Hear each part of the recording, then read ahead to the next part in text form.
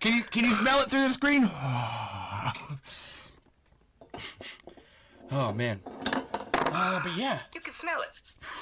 I've been really excited for this all day. Like I said, I listened to all your episodes, so this is pretty good to do. That means the world to us. Like I'm flabbergasted anyone ever wants to listen to half the shit we say. Yeah, we'll call this the beginning of the podcast because I really do want to call out, like, if you're listening to Talking Tremors right now, like, Suns and Shadows, you guys, like, I love yours and Jeff's report. And now, actually, then I finally got to listen to Will, too. And just like, okay, you find, it's like coloring where you're like, oh, once you get the shading in, you're like, oh, I see the dimensions of all three of these guys, like, what's happening here, like, behind the scenes and getting things done. Like, it's, yeah, keep making more episodes. All three of us basically are Jeff's my best friend in the whole world. So, I mean, that's the upside of working with him.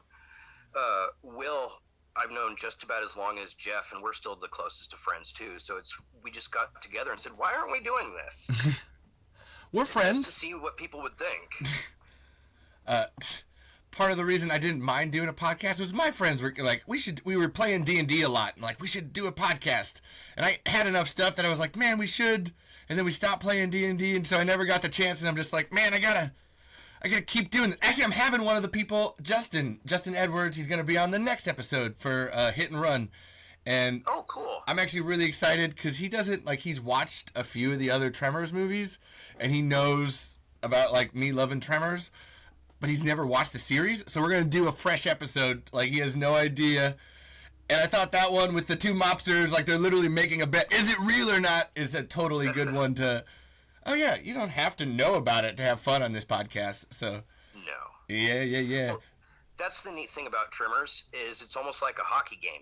You don't necessarily have to like hockey, but if someone takes you to a hockey game, you will inevitably have fun. Oh my God. So, I can attest to that. That's a legit, like, as a kid, I remember, like, I think it was Cub Scouts or something, like, going to hockey games several times and not caring about hockey until I was at the hockey game. And then it was the fucking, because it's so, I love how tense it is. Like you score maybe 2 fucking goals the whole game, and just to fight for that. It's like, it's like wrestling as an actual, like sport back and forth kind of a thing. Although wrestling is not to diminish wrestling. But just no, of course. But just like, oh man, no, I'm with the Tremors is like hockey. Shit. You gotta tell Glenn that. Glenn's a huge. I know you've been talking to Glenn Maddock. He's a huge sports fan. It's so like, that's the weirdest thing. He was actually like, we were talking about how sports teams and making movies are really similar that way because it's everybody on the team. It's not just like one person. It's every single person, from the coaches to the people playing to everybody cleaning up at the stands. It's all part of the team. And honestly, like that's why I love Tremors too. Is the whole family thing. You know that from talking to Steve and stuff. Like, just like, it's everybody. It's not just these guys, like one person. So I always get mad when people are like, Ron Underwood directed Tremors, and I'm just like, oh man, that is. That is a gross oversimplification. Like, oh, are you getting mad yourself? Like, what is this? This where you're just kind of like, and Toby Hooper directed Poltergeist. Oh, it was Alan Truesmith. What's that one for Tombstone? Oh no, Alan Smithy. Yes. But actually, no, Ron. Actually, I always get mad because it's like, man, no, Ron was like lucky to be there and happy to be there. They were pissed because of the short circuit thing, and like they wanted to get Ron to direct that, and it didn't happen or whatever. And they were like, that's why they made Tremors, was like, we want Ron to be able to fucking direct. And it's like, and they got him finally, and they did. And it's so, I'm so happy actually that Ron is still the one doing a whole bunch of stuff today, and that's where they've got some new projects going, and it's because of Ron. Once Upon a Time, he does a bunch of episodes on that. Oh, really? Oh, yeah. I saw you talking about it. I had to say that. So, yeah, actually, he's done about like a dozen or more episodes on that. I was actually really surprised. Just like, son of a bitch. That might be one we eventually get to. Ooh. I'm not sure. I've never actually watched it. That was where I looked it up on IMDb and like, okay. Yeah, it wasn't necessarily my thing. I mean, it is, but it isn't. I love fairy tale type stuff, but Soap operas, I kind of have to. I have to really like the source material. Like Smallville, I'm good. I don't know. I don't know about Grimm. The only soap opera I go for is Doctor Who. So that's where I got a Fourth Doctor shirt on too. So always tie it up. But yeah, it's a team thing, and that's where like man, it's Brent Maddock, Steve Wilson, Ron Underwood, and Nancy Roberts. If you're gonna say fucking names, those are the goddamn names to say. Sorry. Got off on my tangent. So if you're listening, people, I gotta introduce things for like actually, we're talking Tremors, and hopefully if you're at episode 15 or wherever the fuck we're at right now, you know my name. It's Levi Dylan Burzloff-Lutt. I hate saying it every time. I only say it twice, once at the beginning and then at the end because I can't fucking stand it. I know the person that I'm with probably can't fucking stand it either too sometimes, but I really gotta say that whatever about their name is not the person that, we're about to introduce. In fact, the person we're about to introduce is better than the name that they have. Oh, no. Oh, no. Wish. Oh, no. Yeah. We don't need no jort-swearing mother humpers around here. We got someone way better. We got Kevin Smith. How you doing, man? I am fantastic. How are you? Like I said earlier, I'm so excited. This is cool. That's awesome. I was talking Tremors by myself for like the first 10 episodes, which, I mean, I could do that all day anyway, but it's still like, thanks for being here. Oh, my pleasure. Thank you for having me. Like I said, I'm not used to people wanting me to be anywhere near a microphone half the time. I saw you say that earlier, and I was like that's why I like listening to your podcast. I don't know. You're a really kind person. I'm tired of you saying that you're cold and aloof because I don't believe it. I have listened to all 10 of episodes of your podcast now, and I know that cold hard exterior is it's not hiding anything because you actually shine it very well. You're a very kind person. That's why I like listening to you and Jeff, is that you give everything its fair shake while also still being really mad at the thing that you're supposed to be mad at. Yes. Which is not... I'm kind of curmudgeonly, so I don't know that I'm always supposed to be mad at everything, but I usually am. I've seen enough of what you say on Facebook to, like, I don't always have to agree with it to be like, yeah, you still have a point. Actually, that's the Burt Gummer meme stash does that for me, too. I don't have to agree with everything, but, man, you still have a fucking point sometimes. Like, that's... You have to hate that sometimes. You're just like, oh, son of a bitch. No, and that's where it's like, no, you I haven't, now that I'm trying to think, no, man, everything that you don't like is like, nah, okay. There'd be some fuckery afoot there. I'll buy that. Like, let's, like, you address it. That's what I was trying to, like, there's an actual attempt to address how fucked up things are. Well, I think my favorite example of things that I hate like that is the 2016 Ghostbusters movie. Like, as soon as I say that, probably like 14 people that are listening are going to be like, fuck him, that movie was awesome, girl power. It has nothing to do with the girl power aspect of it. I don't care if it was a male or a female cast. It was a poorly written and an even worse edited film. People just can't get past that. As someone that liked the film, I agree. Brilliant cast that they could have possibly had. Even the director. Like, I know people that he knows. He's a smart, good guy. And Sony got involved and they ruined everything. So I have to hate it. It always seems like everything that you said, I can't help but agree with. While I do like that movie, like, there are some major flaws with it. I would love to see a director's cut of it. That's actually where I'm at with it. Yeah. Where I can, there's like, actually, you know this, because listening to your podcast, like, when you're watching something, you're just like, okay, what did I just miss? There's something off here. You skipped a beat. This isn't if I'm listening to a piece of music, you just did a record scratch. And it's like, and that movie, like I said, I like it. Actually, I like it for the comedy, at least trying. Actually, Chris Hemsworth, that's where I'm at with that movie. The ladies are great in it, but I always like focus on him for some reason, because it's just let him be funny. It's Thor being the biggest dunce in the world, and you're just like, oh my god. And actually, weirdly enough, so on that point, I could tell that there's a bunch of dramatic stuff that might have gotten cut out of it in the end, and it ends up being way too funny of a movie. Like, there's some stuff around his character where I'm like, I could tell he's stupid, but they were trying something else there too. It's like, again, so I would like to see a director's cut or there's a better version of that movie. Without a song and dance number would be even better. Like, anytime a movie incorporates a song and dance number just out of the blue, you're like, I'm like, oh, Jesus Christ, no. Like, I didn't sign up for Broadway or High School Musical.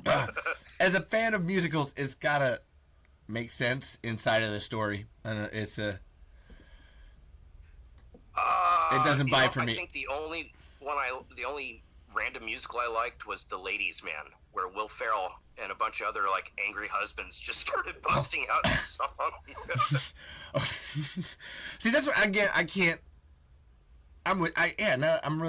It's gotta either be a musical, or if you're gonna bust out, it's gotta be, like, the characters actually doing it. For some reason, I'm thinking of Will Ferrell and Step Brothers doing the, when John C. Reilly asks him to sing, and he actually does the, oh, give me something, just that, like, little musical moments like that are actually, okay, I'm in, like, and you can tell the characters giving some of it, but yeah.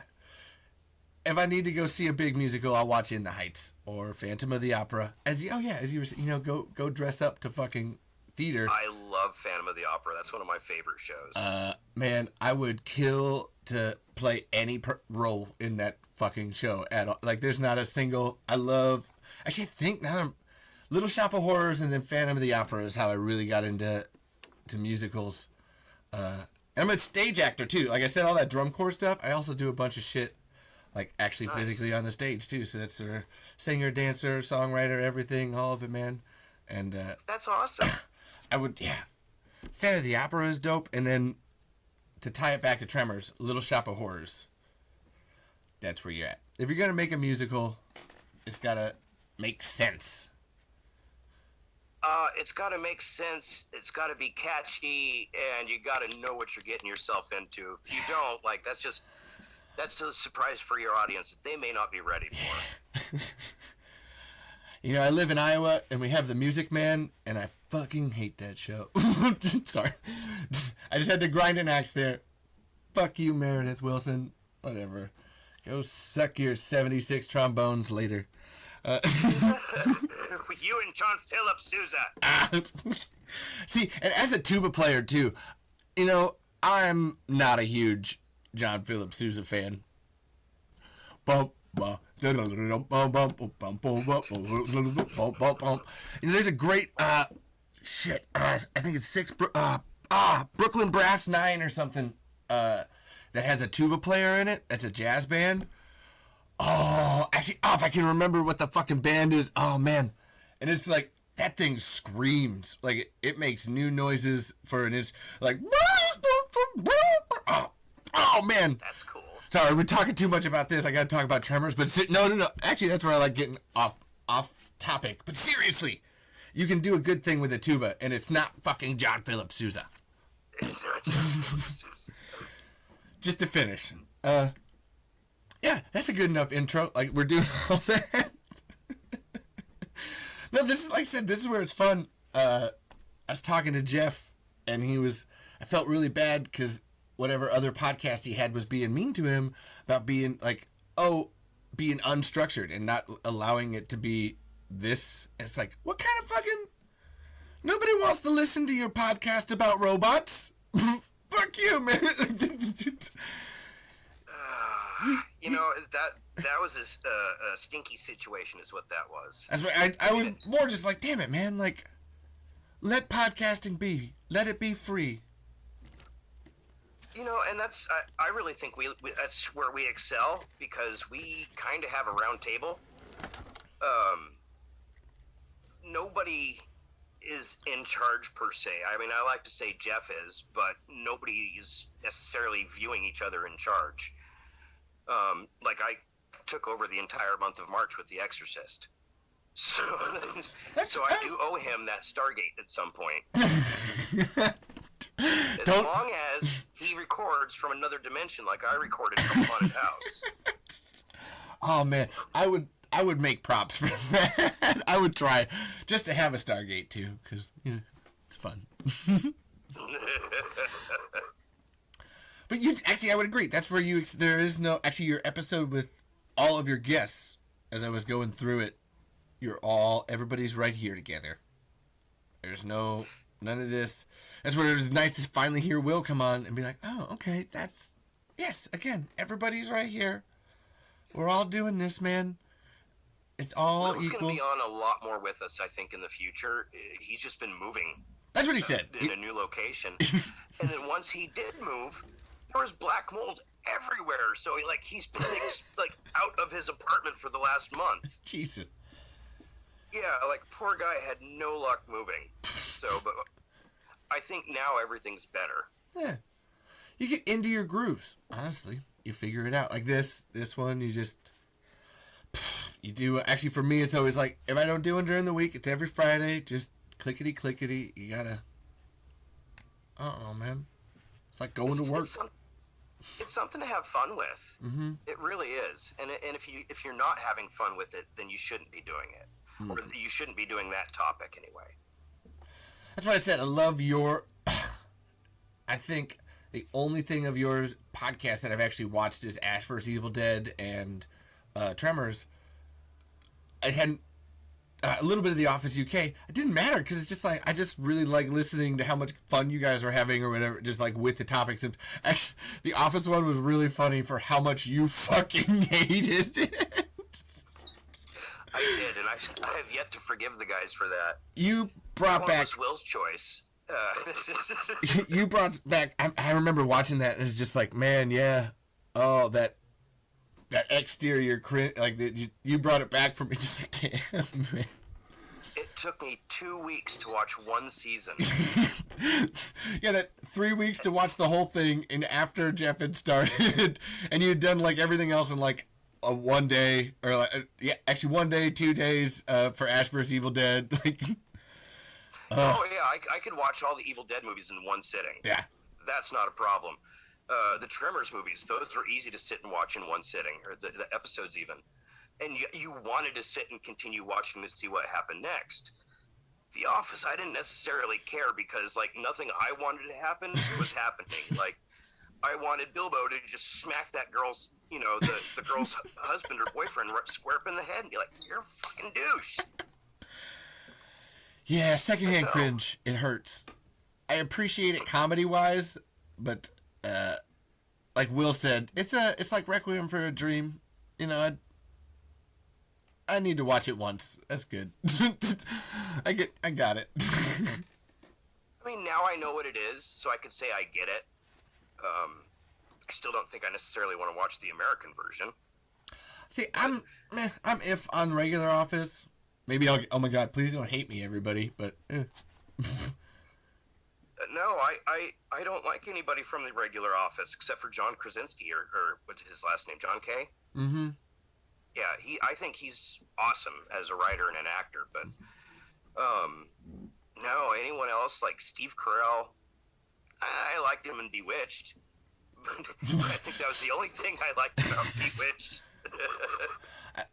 For me, it's fucking Brick and Anchorman. Oh, Steve Carell is best when he's just absolutely nuts. So and Brick and Anchorman, I love Carpet. I love. He plays Samantha's gay uncle, very extremely flamboyant gay uncle in Bewitched, and it was just delightful. See, I don't even remember that from Bewitched, so now I'm like, damn it, man. Yeah, and I can't remember his name, but he looked like, Jesus, the guy from fucking Airplane. That kept going, it's a twister. I can't remember that guy's name, but he looked just like that actor. That's who used to portray the actor in Bewitched, I think. Or portray the character, yeah. But he was pretty great. But no, it wasn't one of those shows where it's like we were talking about with Tremors, where even though it was an ensemble cast, I didn't necessarily get emotionally invested with any of those people. Whereas I did find myself getting a lot more emotionally invested in what's happening in Perfection. Yeah. So I could give two shits what happens in an office world. Like, I seriously hated office corporate life so much that I quit my job, became a pothead, and, like, started, like, you know, talking about my favorite TV show in the world. That was my first question. And then found success somehow. No joke, man. Like, I got this whole blanket sheet of notes. It's okay. You're only the bottom half. This is Jeff up here. it's not that insane. It's just nice to have notes. But seriously, my first one is, what made you quit banking? And that was, you know, I halfway knew the answer, but I wanted to hear it. I hate people. I really do. I worked on a really good banking team. I worked for a really cool bank until they got bought out. And then the bosses that I really liked were starting to get effed over. And I worked on the phones. And because I was so good at tech stuff and finding patterns and flaws and whatnot in their app, they always had me working on the weekends, which is usually like a bare minimum skeleton crew. And so it was just phone call after phone call after phone call. Meanwhile, I'm trying to read. It's Sunday morning. I don't want to talk to you. Oh, man. I think I was reading Shawn Michaels' book when it first came out. And I was just like, you know what? I don't want to be this person. I'm not this person. And that was my last time. I apologized to my boss and I thanked him because he's a great guy. He really was. And I wanted to spend more time with my kid. Well, now kids. So now I'm just a stay-at-home dad, Mr. Mom. That's dope. That's connected to a phone and I watch every 5 seconds. Oh, no thank you. Every time I see one of those, I just think of Venture Brothers. Sorry. But I had to have one because I grew up loving Dick Tracy. Both the comic and the movie. It's like I always wanted that radio watch. It's like, that's so cool. That movie's pretty dope. Actually, now I need to read the comics. Damn it, man. Giving me all this good stuff to do. I always thank people. Thank you for that, man. But I'm glad you quit banking. I don't know. That's why I had to ask. Like, that sounded... I could tell your hatred for the corporate life, so... I do. I absolutely hate it. It's like I said, my boss would let me work with my headphones on, but then other managers would come by and see that and get a wild hair up their ass. It's like, and start picking at me. And again, I'm loyal as a dog if you're good to me. And those people weren't. So they got bit here and there. Verbally anyway. But no, I mean, happy employees are loyal employees, are good employees.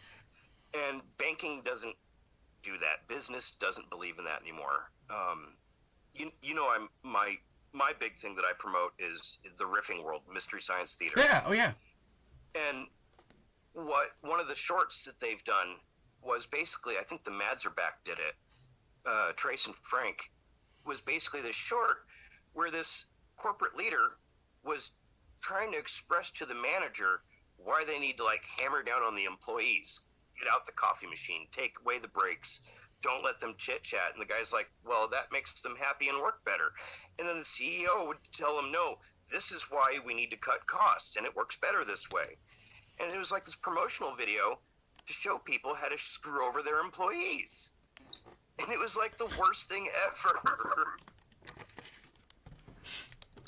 Like, was that for real? Sorry, are you talking about a sketch? Yeah. Or oh my god, I was really hoping you were, oh man. No, it was a real, like, 50s or 60s short, educational short. Oh. It was either something Frank and Trace riffed or might have been one on the new Mystery Science Theater, but I don't think so. Oh man. No, yeah. He just started doing shorts. Yeah. I haven't seen him. Oh man. Damn. Yeah, it must have been Frank and Trace. That's always, it's like reading the Housewives manual for the 50s. Just like, yeah, man, we're still kind of like halfway there. Have we really left it yet? No, because with fucking Tremors, as you know, no, we haven't left it. I'm just like, sorry. Every time I say, I just get so sad and depressed. It is the hardest part about this podcast?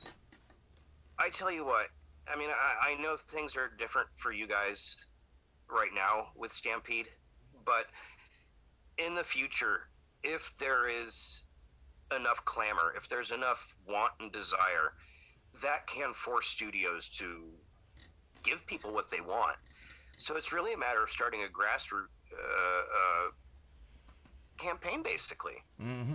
I was actually that's how Mystery Science Theater got back on the air. I was doing that on Reddit. Actually, I just got like permabanned from Reddit last week. Excellent. For no joke, for talking Tremors. I'm not even like. That was a real like fucking like. I've had that account for like 10 years.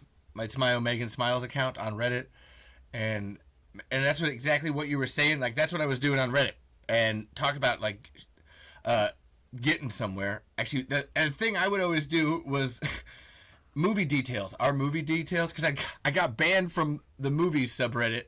No joke, for talking Tremors, and then a month later, somebody else was like, "Oh, I love Tremors," and it ended up reaching the front page. It was a huge post. It was just this person saying I love Tremors, and someone was like, "Oh man, what's up? What's with all these Tremors posts?" And a mod comes in and is like, "Oh yeah, we don't care. We love people talking Tremors." And I'm like, and I was muted from talking to the mods, so I couldn't even say, like, I was like, I need to take a screenshot and send this to you because you just told me that I'm not allowed to talk about Tremors anymore. And that just sounds like a shitty group. So, and then like a week after that happened, then I found out that they were running a promotion with Universal for No Time to Die. I'm not even fucking joking about that timeline. Like, you can't tell me that that's not fucking something or another happening there. That's just somebody not knowing all the details, or not communicating, or just really not that smart. Yeah, I always hope it's just idiocy. It's always like, I get conspiratorial, but man, I'm always like, Henlon's razor. I hope it's just idiocy. Never mistake for malice what could be dumb people. Still, that's why I really like the Mystery Science Theater groups, and specifically the Mads are Back group. Yeah. Like, I don't have to manage that at all. Chris doesn't have to manage it at all. They're all really good people that just basically mind their roles and like have fun. Yeah, actually, I halfway like that about the Tremors Facebook group. I know you're in that one too, and I mean, I agree with that one person. There's a bunch of repeat posts, and there could definitely somebody could like, I have seen that mound of dirt moving 18,000 fucking times. I get it. Oh. It looks like a graboid. We get to watch out for snakes or Bigfoot. So it's like anytime there's a new Bigfoot ad, Bigfoot picture, someone's going to a state park and there's a wood carving of Bigfoot, that gets posted. Snakes always getting posted. Forklift accidents, those get posted a lot. You get a lot of repeats like that. But sometimes they're really fun. No, yeah. The forklift accidents are really fun. I'm a big fan of entropy, so if I see somebody take down an entire warehouse just by nudging one thing, I'm the happiest dude on earth. Who hasn't played with dominoes as a kid? Okay. Yeah. So, we've talked a bunch. I'm not going to edit any of this out, except for maybe the first 5 minutes when we were fucking around. We're going to keep all that. It's a great intro. I don't care. If you're ready, and if anybody in podcast or video land is ready, we take our buttons, and we're going to press play, and we'll do it in a 3 count. In a 1. Let me get to... Oh, no, it's okay. No. For real. Hold on 1 second.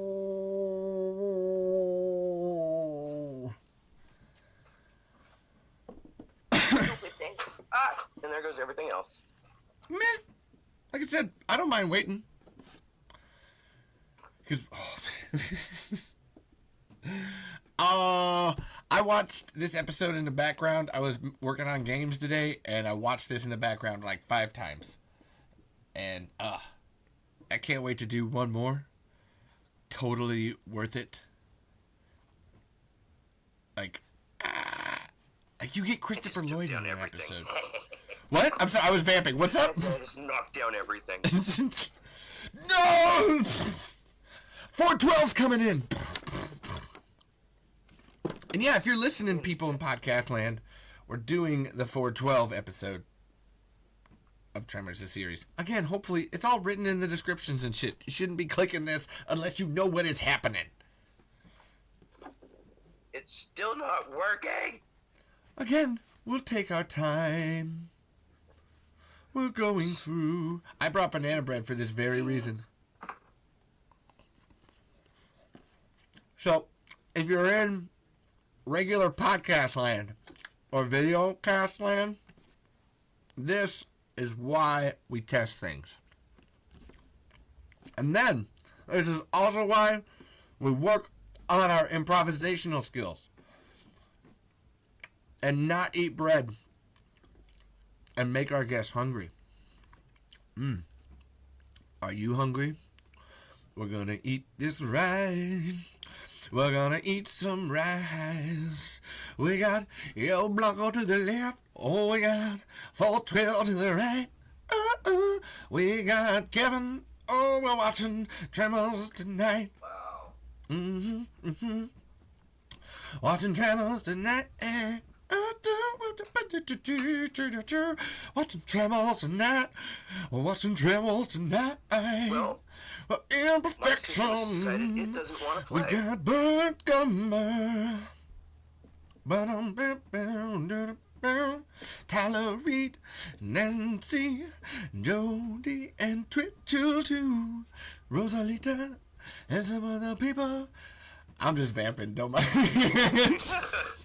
Yeah, for whatever reason, my system's decided it doesn't want to play the DVDs. Like, every button says, cannot operate. No. Yeah, I'm sorry about that, man. That's alright. But one thing I did want to talk about with 412, I mean, we were gonna get there anyway. Hell, we can just talk. And I told Steve this, and I felt like so embarrassed. Like, Christopher Lloyd made me cry in that episode. And like, Steve basically described him as somebody that gives 110% no matter what he does. And his monologue in this episode made me cry. And his sincerity for this CGI animal, like, he was amazing. As I watched this today, that was actually what I kept coming to was the acting. His fucking acting. He's brilliant. For exactly the reasons you said. There's nothing there. I doubt he ever saw a real 412 at any point in time. And still 185%. Like, damn. There's one line he has right at the end that's I really love because it shows how delusional Cletus is. I love the mad scientist part of it, and then the sincerity too. But I know he was up to no good, but he was the best damn friend I ever had. And just oh, I know he was up to no good. Like, I mean, I don't know if that's how we describe killing people or whatever. But then oh no, he was still my friend, my best friend. Well, that's why you were that delusional. It's okay, man. Like, to be out there that long with him, he played desperation. Yeah. Through those cactuses, you're just kind of like, damn. I wouldn't do that because I'm afraid of snakes and lizards. But go on him. No bugs. And I always, if we'll do this episode later, I'll make sure we talk about this. But it's Bert's fucking fault that there's no Blue Diamond Cholo. There's no Blue Diamond? How did Bert work that? No joke. So this is 100% serious.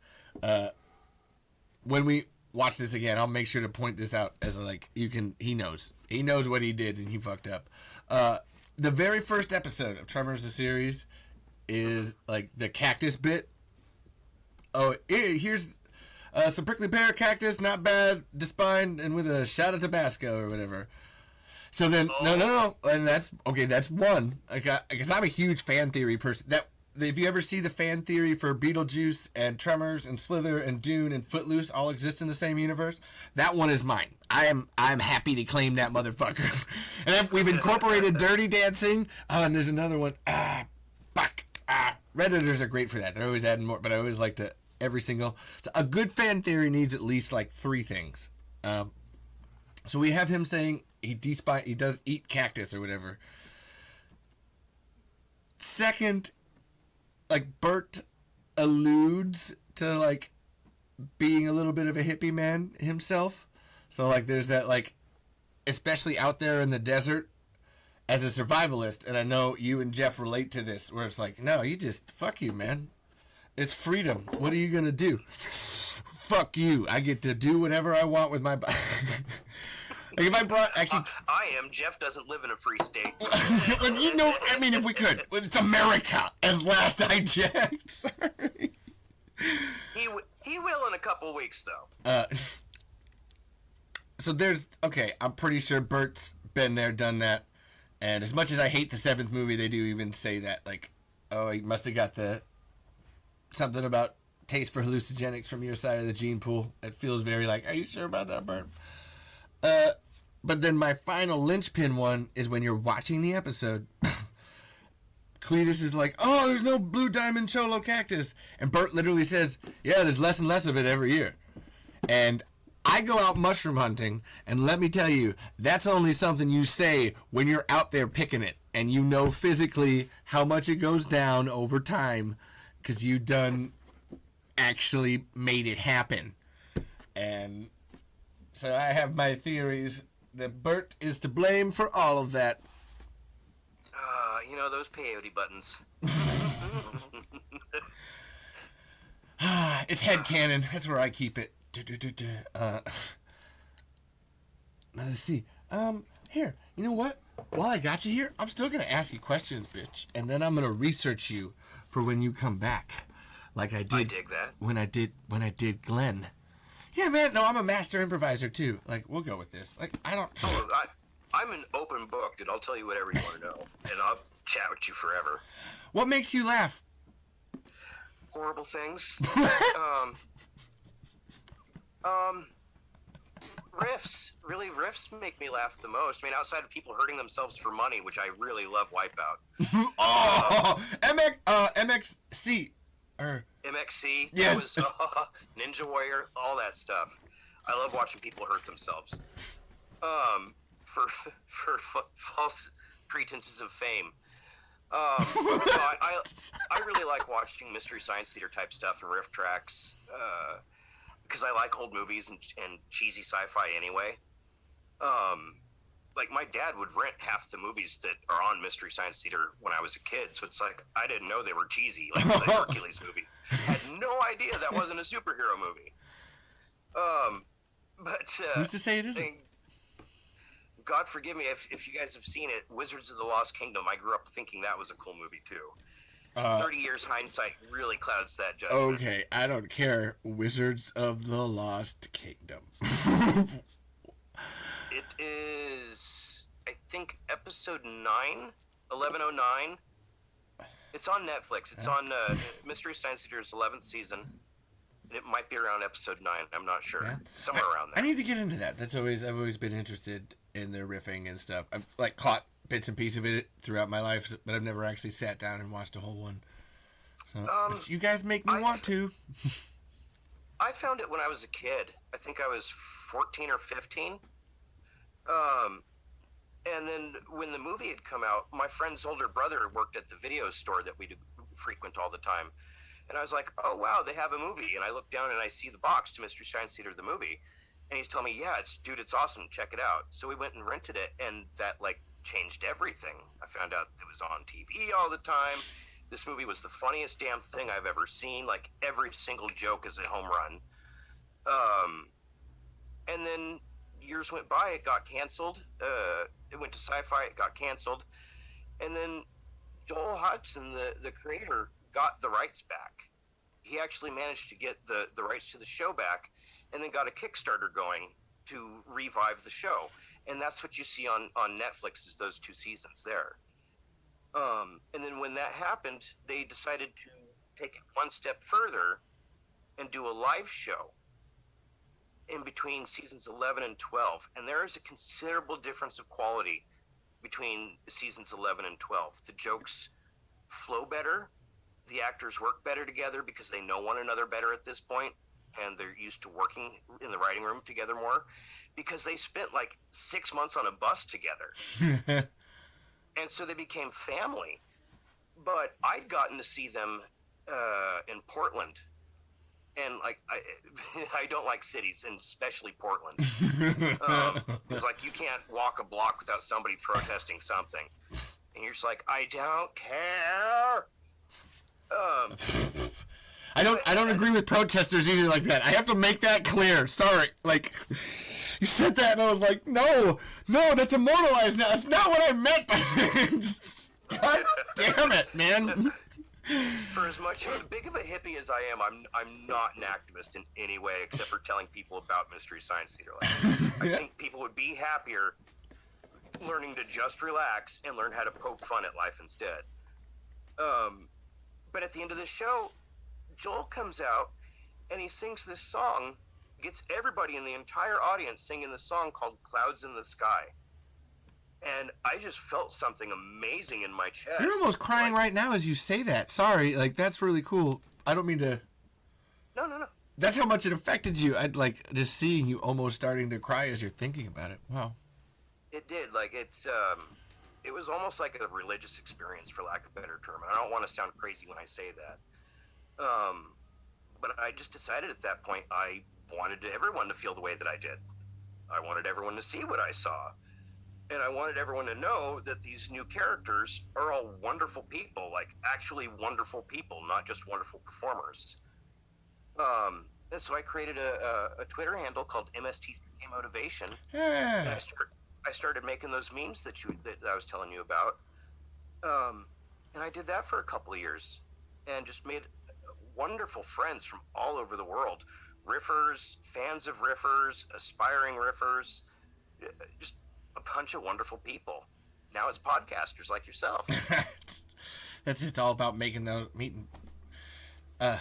getting on top of a rooftop and shouting for all the world to hear to find those people that you love, and they'll find you. Like, that's what I promised Misty's was I would always be their friend.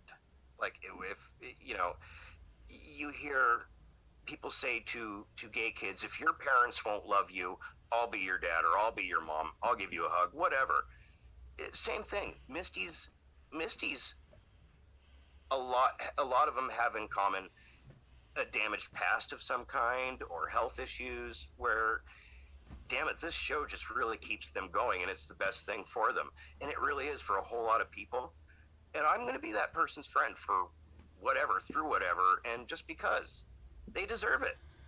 They're awesome people. I was telling Jeff in the last one, I always feel like the retweet button saves lives, or the upvote button, or anything, even Facebook.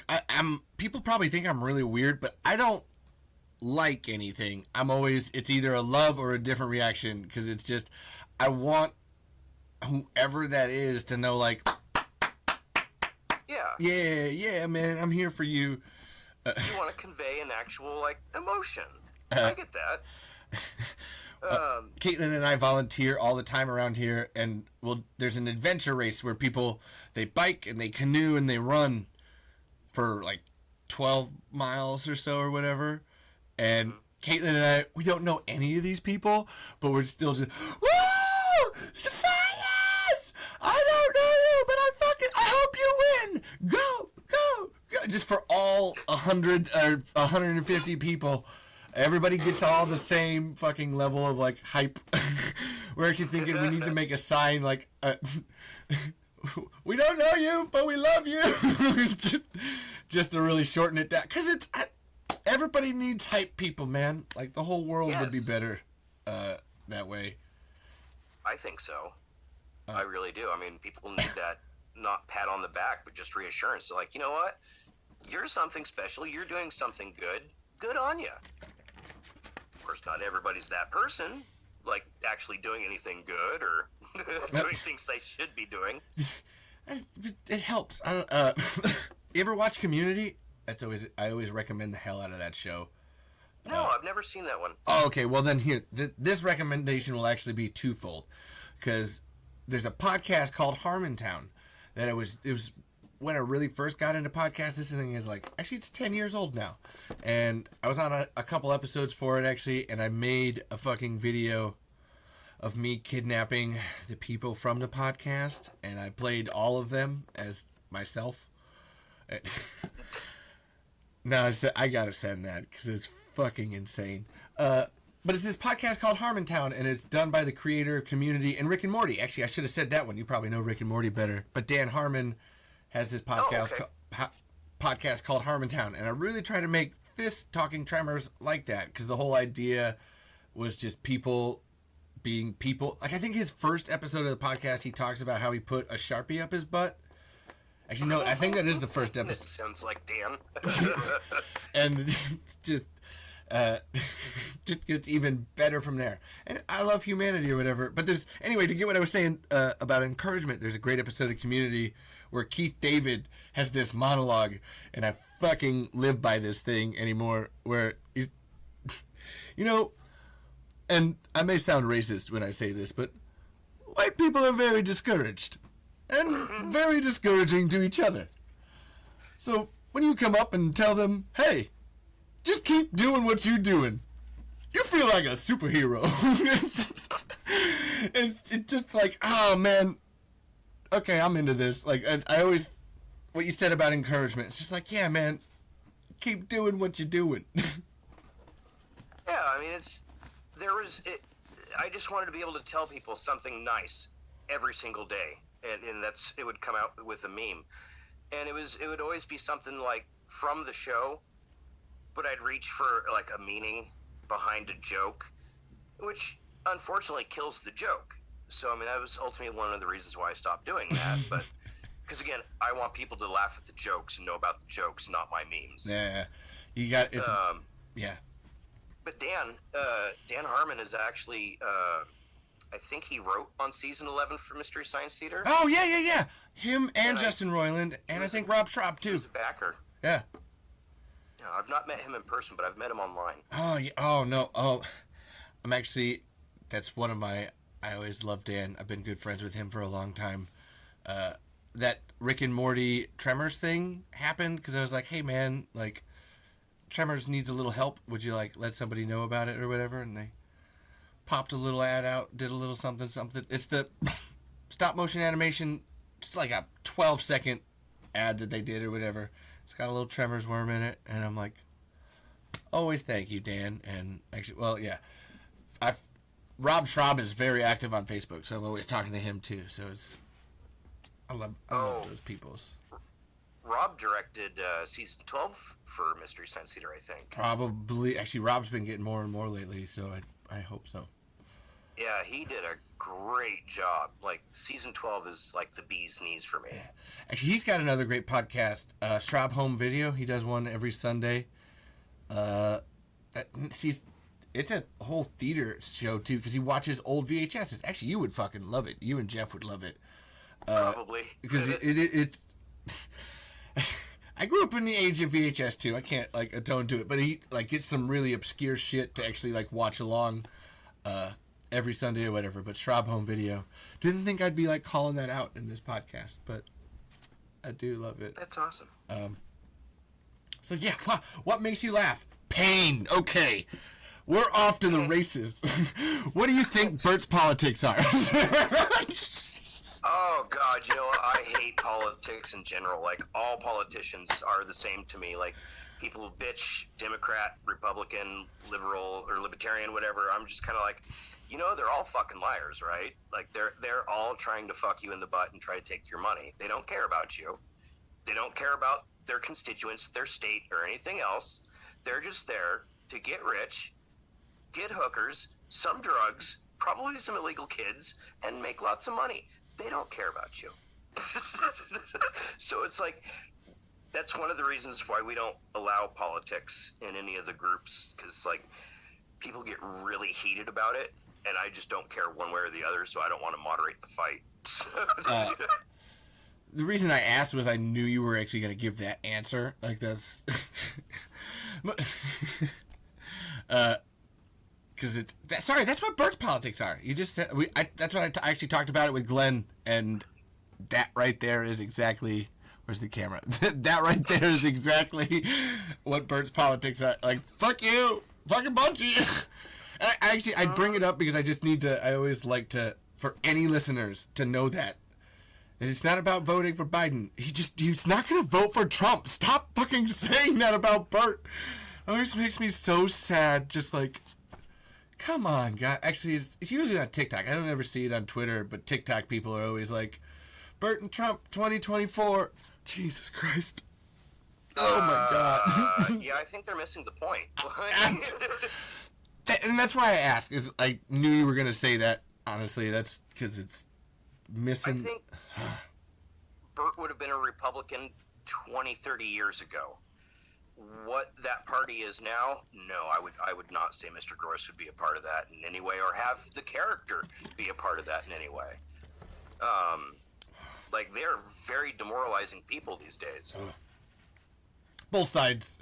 Sorry, that's not a whataboutism. Yeah, Republicans are way worse. But it's, yeah, man, it's... Oh, cool. That's it. They have zero qualms about telling you that they're fucking you. That's my problem with them. So that's to say anything. I mean, that's what I don't like about Democrats, though. Like... They could just do better, and they know that they're not doing better, and that's as much as we should really go any further. They both suck. That's where I was at. And just like I said, Bert's not going to vote for either side, people. Stop using him as that tool. It's like Ice-T says, right wing, left wing, it's all part of the same fucked up duck. Same chicken. So, you know, I already asked this one, and it ties into that. Is it worth it to be a cold loner? I'm happier that way. Like I used to be a big social butterfly in school. And then just after my 20s, I kind of became a recluse. Went home, played video games for hours upon end, went to work the next morning, did the same thing over again the next day. It just hated being around people after a while. I don't know why. Well, I think it's because I moved to Oregon from California, so I was like in a completely different area. Like the social climate is just as different as the weather climate. Like you and I were talking about how much we hate people that use methamphetamines. They're a dime a dozen here. That's why I asked. You were talking about meth heads, redneck meth heads in one of your episodes. Damn it, man.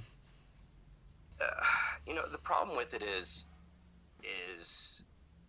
we have a big homeless problem in my town, and it's not because little Susie's dad lost his job. It's because little Susie's uncle couldn't get out of the crack needle or the pipe or whatever. It's the people that we have here, just they make messes. They've destroyed a lot of our hillsides. Fires and stuff like that, you know, because they burn their fingers on a pipe and then drop it. So this is stuff like that I don't like around here. And my father was a police officer for years, so which also explains my disdain for authority. I just wanted to just grab this and just. So you just said that. I didn't mean, it's like a reflex. A lot of my friends grew up to be cops. A lot of the people I grew up with, like the other cops as kids, they did become cops. But my dad kind of got screwed and screwed himself over at the same time politically. And so I saw law enforcement for really what it is. And that's the same thing that, like, your taxes paying the police force is the same thing that your money goes to paying the mob for racketeering to protect your fucking storefront. It's the same shit. It's just a different mob. Officer, overseer, officer, overseer. You ever heard that song by Sound of the Police? That's always what I think of. No, I mean, and that's not everyone. That is not everyone. There are some people that are really cool. They're out there to make sure that the community is safe, and they want to make sure that the place is clean for everyone else, good living people to live. Other times, there were cops where I grew up that had been convicted for murder, rape, drug trafficking, all sorts of shit. And I'm just kind of like, wow, I want no part of that in my life. So,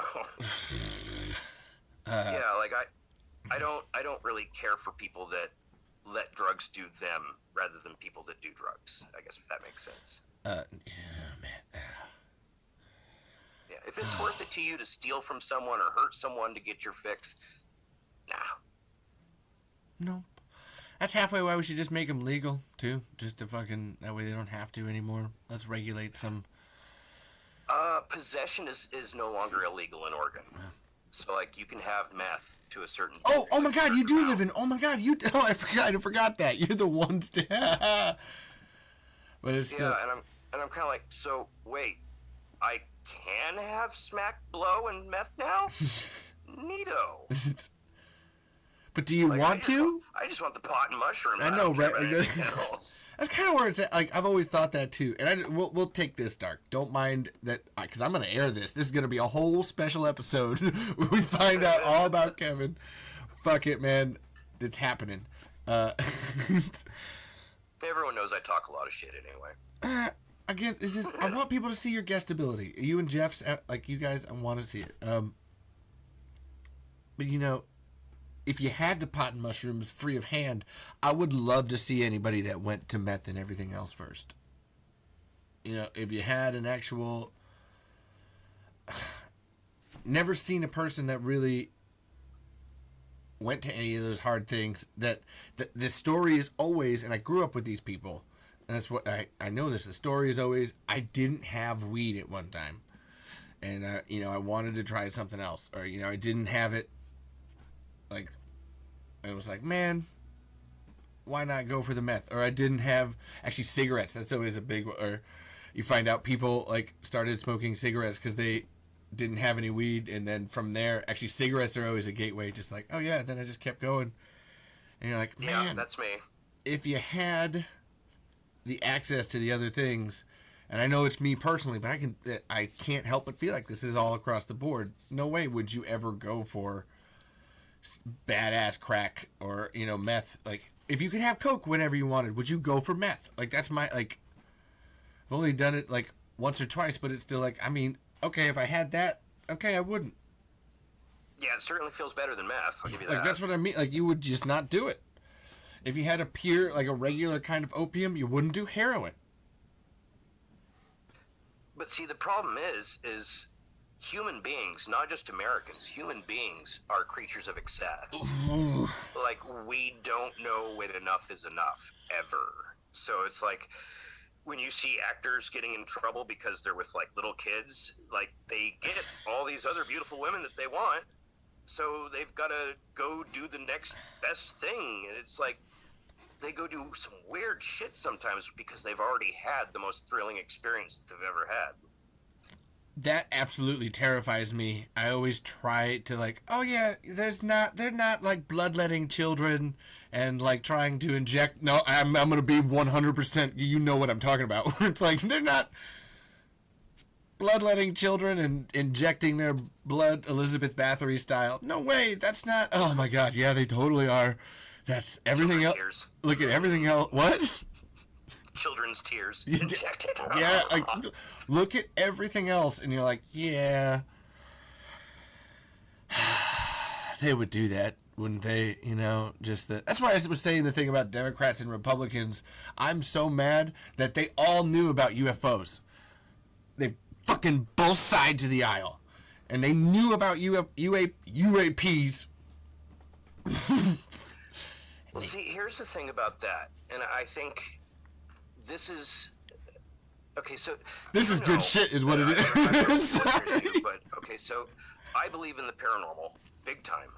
I don't believe in Bigfoot necessarily, but I do believe in ghosts. I believe that evil and good are both entities to a point.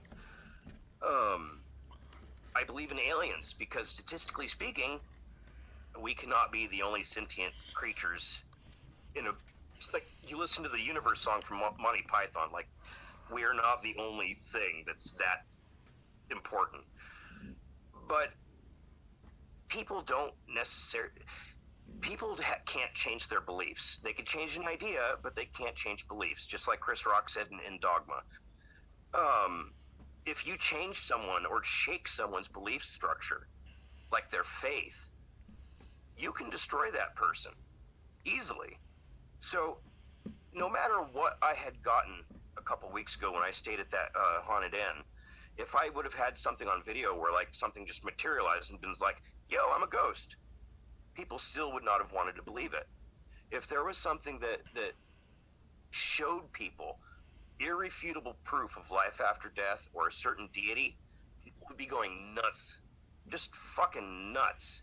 You'd have people that would have no ramifications to their actions, and Lord only knows what they would do with that. Hurt each other, hurt themselves, what have you.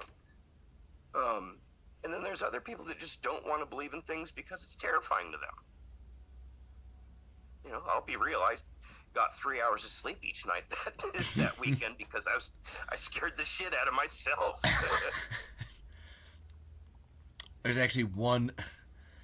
Oh man, fucking ghosts, man. I'm with you.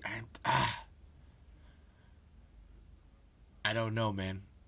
I don't know. I love this room up here. It's a great room with a great background. I'll turn it, around. I've got everything. That's all writing and drawing and stuff. I have my friends. If you're ever here, if you ever happen to be in Iowa, grab a marker and you can draw whatever the fuck you want. Quite literally. There's Sagittarius ghosts and the V symbol from V for Vendetta. But I'm always feeling like there's ghosts up here. Like this is a portal or something. Like it just happens to sit at just the right height up here. And there's some kind of wavelength going through. Because I always get like, the rest of the house is cool. But man, I don't like being in this room by myself all the time. Like it's like, I always like to at least have something happening. Because it's just like. Do you feel the hair on your arms move? See, like that would almost feel better. This is more than just. It feels like a dimensional breach. That's more my like. There's no hair on my arms because it feels like all the molecules get destabilized as I'm going through like a breach. I don't know. Like, and that's metaphoric. I don't actually feel that like legitimate, but like at those weird moments, it's just like what I would imagine passing that membrane of like, oh, I'm going into another dimension. You're physically passing it. So that's always. I don't fucking know, man. That's kind of what I was trying to say. Like, I'm with you. To find out that was real would probably shake me too, but also I'd hope I'd be accepting of it. And yeah. It depends upon the situation where you are. So like this place that I was just staying at, the Wolf Creek Inn.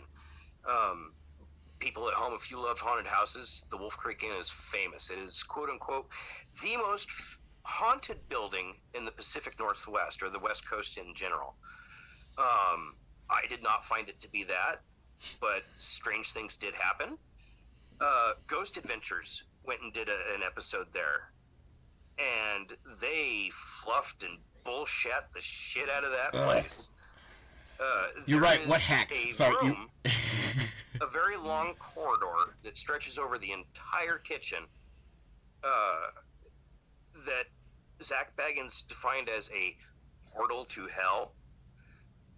And, like, all it is just a fucking hallway. Walk into it, and you feel weird. Why? Because it's above the kitchen.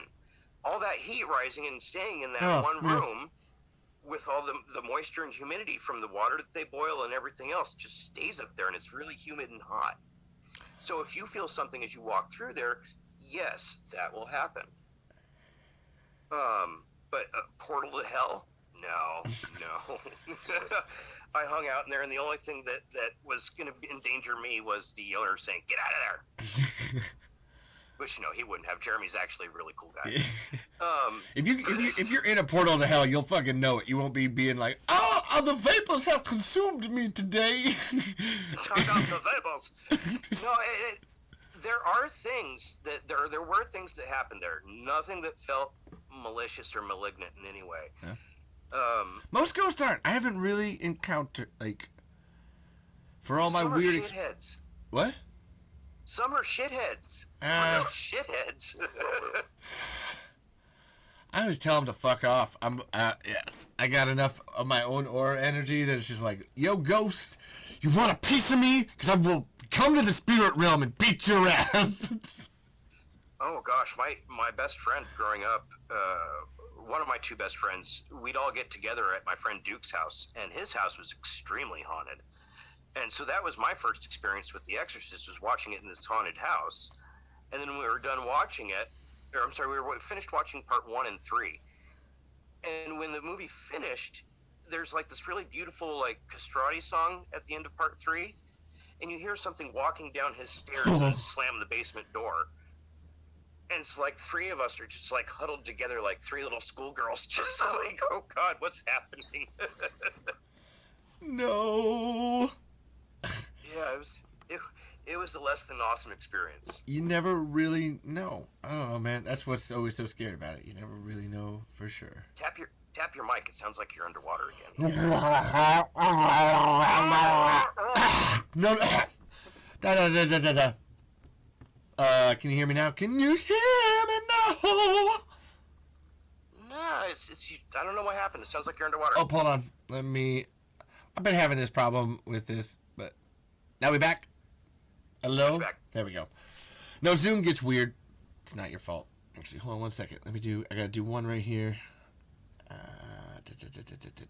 back. Because I've experienced a bunch of weird shit. I don't mind getting weird on the paranormal on that. It's you never know for sure. Actually, my biggest one will be one I can never ever prove myself. I always hate this one. I was watching a ghost hunter show once, and I was watching it with my dad, and we were sitting, like, he had fallen asleep, and I'm sitting on the couch, and this ghost hunter was in a hotel, just much like you are or whatever, with the camera running, and he's sleeping, and he wakes up in the middle of the night, and, like, a door shuts, and it's like, oh, okay, that's spooky or whatever. And then, like, he's reviewing the footage the next day, and I had actually seen something when the door shut, and I was waiting for him to fucking call this out while he was reviewing the footage. But there's totally this point where, like, the door shuts, and you see this little figure in a mirror. And the guy had gotten up and, like, and then went back to sleep, and as oh my god, as I'm talking about it now, it scared the fuck out of me. And I was like, okay, he's gotta, like, when he's rewatching the footage or whatever, he's gotta see this. Because if he doesn't, I'm gonna die. And he didn't. And I have forever been like, man, what the fuck was that? And why the hell didn't he catch it? Because it's just, I could not sleep the rest of the night. I didn't want to wake my dad up. It was just like, I actually, you were talking about poltergeist. I hate that fucking clown thing under the goddamn bed so much. And I jumped from, like, the couch to the stairs so that way I didn't touch the floor at all, like a supreme game of Tremors. And that forever has terrified the fuck out of me. I don't know, man. I don't know. It was a messed up movie. I mean, I got taken to see it in the theater because my parents thought it was going to be like another E.T. movie from Spielberg. So I think I was like 4 when that came out, 5. And it might have been the worst shit I'd seen at that point. Might have been. I mean, I graduated to Nightmare on Elm Street by the age of 7, I think. Like, I've always just loved the morbid, the macabre, horror type stuff. Oh my god. That explains so much. You know, I feel bad for you, almost. When I see people getting hurt, and it's like, yay, yeah. Damn, that movie scarred the hell out of me. I can't imagine watching it at 4 or 5 in a theater, even too. That's even And then Ghostbusters. Ghostbusters ruined me. Fucking Eleanor Twitty, the gray lady, the librarian at the beginning. She destroyed me as a kid. My wife makes fun of me for that all the time. It's not your fault, man. And we went to go see it 7 years ago when they did the 30th anniversary re-release. she was still pregnant with my son, and we'd gone to see it, and there was another family with us, and this little boy that was probably like 5 years old got underneath his seat when the fucking librarian changed. And I like elbowed her. I'm like, see, I told you. Don't blame me. Some scary shit. It's just scary. Those Debbie dogs always scare me at the end. That's always my, like, Jesus Christ. It's like, those people are trapped inside of the dogs. No fucking thank you. So here's a really personal question to me, and this has a lot to do with the Tremors franchise, and I want all of our fans to listen intently. So, what's up with Sofia Coppola and her incest? That's gross, man. That's fucking gross. I don't know what you're talking about. I need to know. You said something twice on several episodes, and Jeff wouldn't tell me. What did she do? In Godfather 3, Michael's daughter is played by Sofia Coppola, Francis's daughter, of course, who is a brilliant writer, marvelous filmmaker by her own right, horrible actress.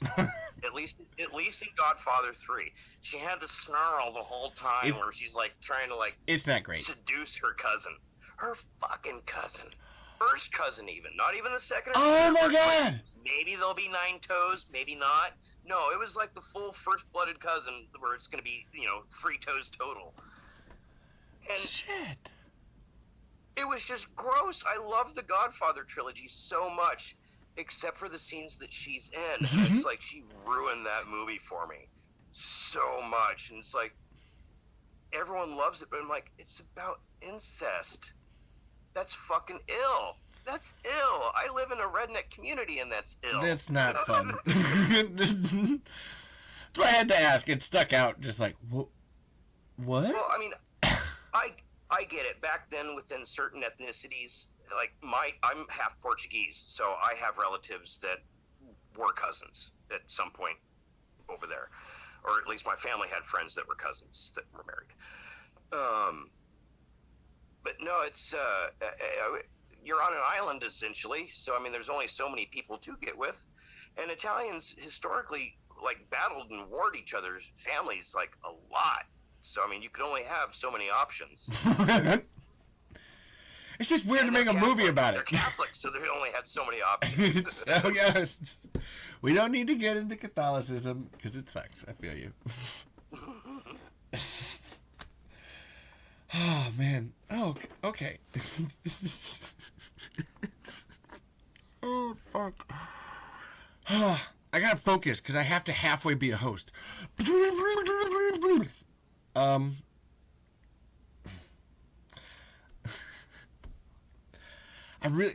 want to ask. This is a real Tremors question. So, Star Wars 6 through 9 and Tremors 5 through 7. Is that an apt comparison?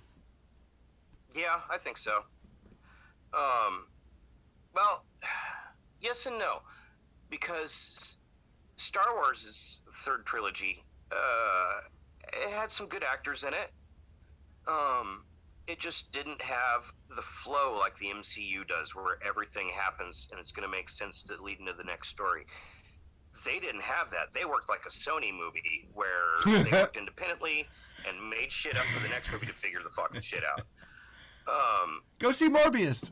No, please don't. Yeah, exactly. Please don't. Morbius is a perfect example of that shit. Please don't. The blip from Spider-Man, it's because Marvel didn't tell them that there was a snap. So they called it the blip instead. So now that's what everybody has to call it. But I don't think that's the most equal comparison, because money and effort was put into the new Star Wars movies. Like, people really were trying. It just didn't pan out as well as the originals. But with Tremors, the last 3, 5, 6, and 7,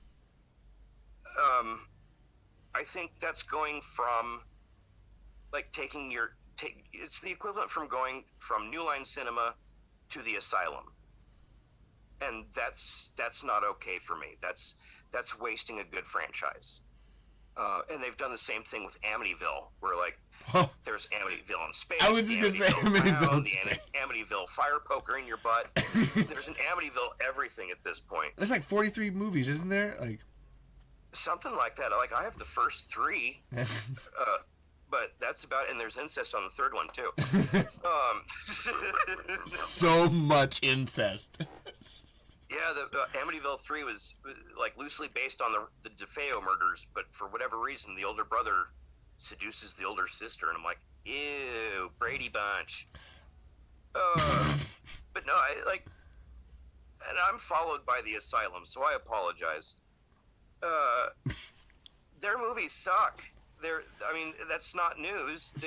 They're know designed, it. as Jonah Ray puts it, to fool somebody's grandmother into thinking that's what their grandkid wanted. So, they'll, instead of the Avengers, it's the Revengers or whatever.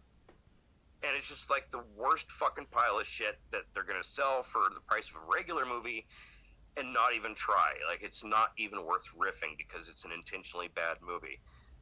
And bringing in Jamie Kennedy, I think, didn't help that. His name was enough that I didn't want to see it. Like, I couldn't imagine a great pairing between Mr. Gross and Jamie Kennedy. And I don't know if that does work out, if it doesn't, but it didn't jive with me. And there was no reason for me to see the 6th or 7th movies. I couldn't handle it. They don't have to have the cheesy special effects anymore, but they did. They could have gotten practical effects. They could have hired Stampede.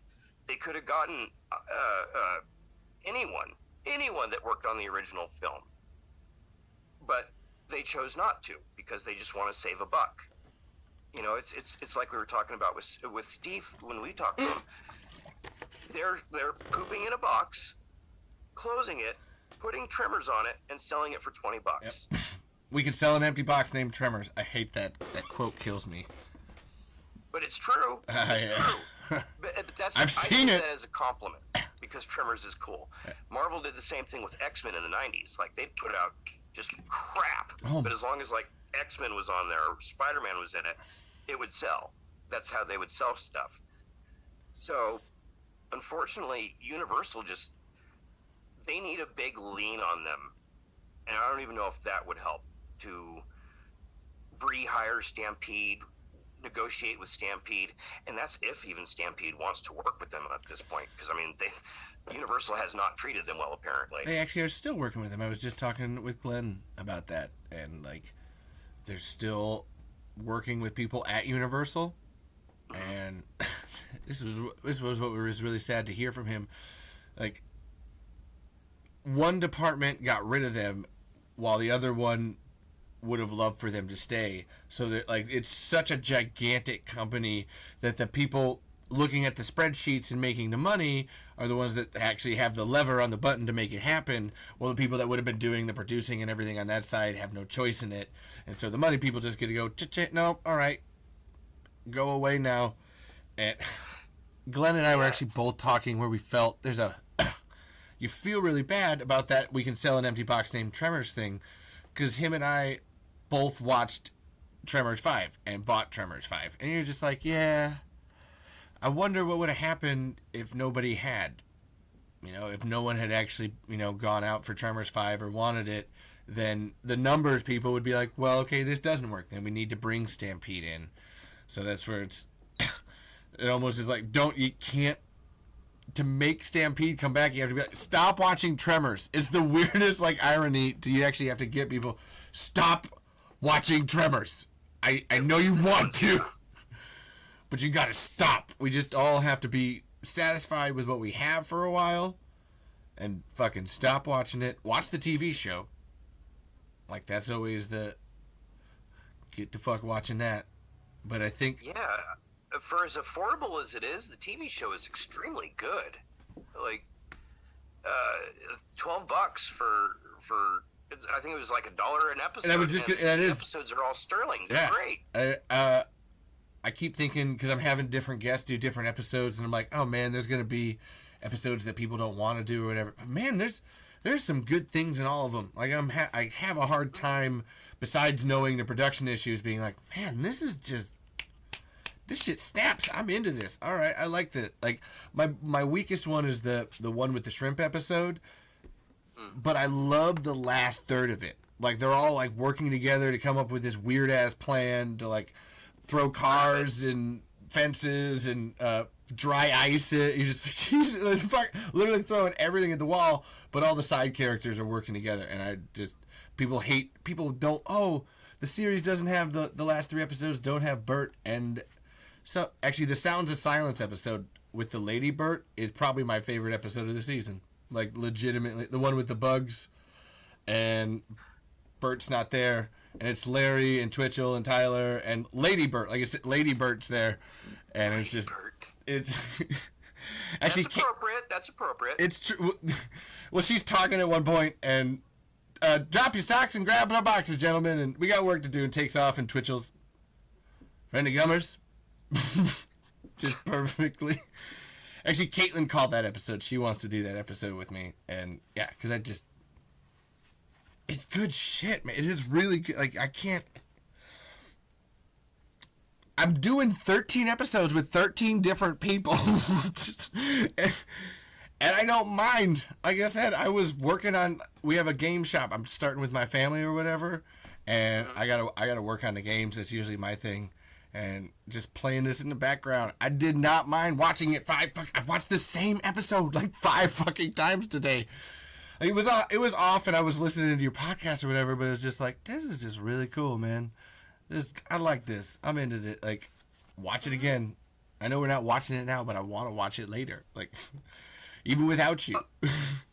Oh, yeah. If I'm focusing on something, like if I'm typing on the computer, I'll throw on Mystery Science Theater or something, or Tremors in the background. Yeah. Something that I really like that makes me feel good, but I don't have to focus on it that particular moment. If I do happen to focus on it, I'm going to laugh or enjoy myself. Yeah, it's always, there's not a bad moment. Everyone's giving their all at every point in time. You said that about Pirates of the Caribbean, too. Yeah, man. You just put it on because it's fun. I like this.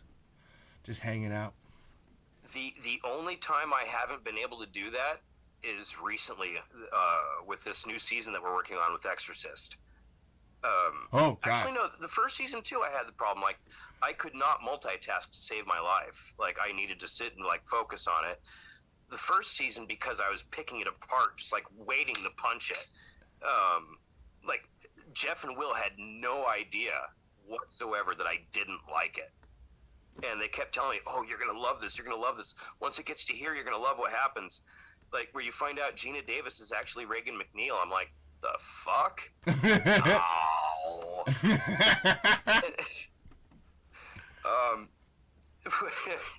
Which was embarrassing to say after the fact, because the gentleman that plays Captain Howdy, or the devil, actually listened to our show and corrected me that he wasn't a certain character in a certain scene. I'm like, well, fuck, thank you for putting my foot in my mouth. I actually learned something. Thank you.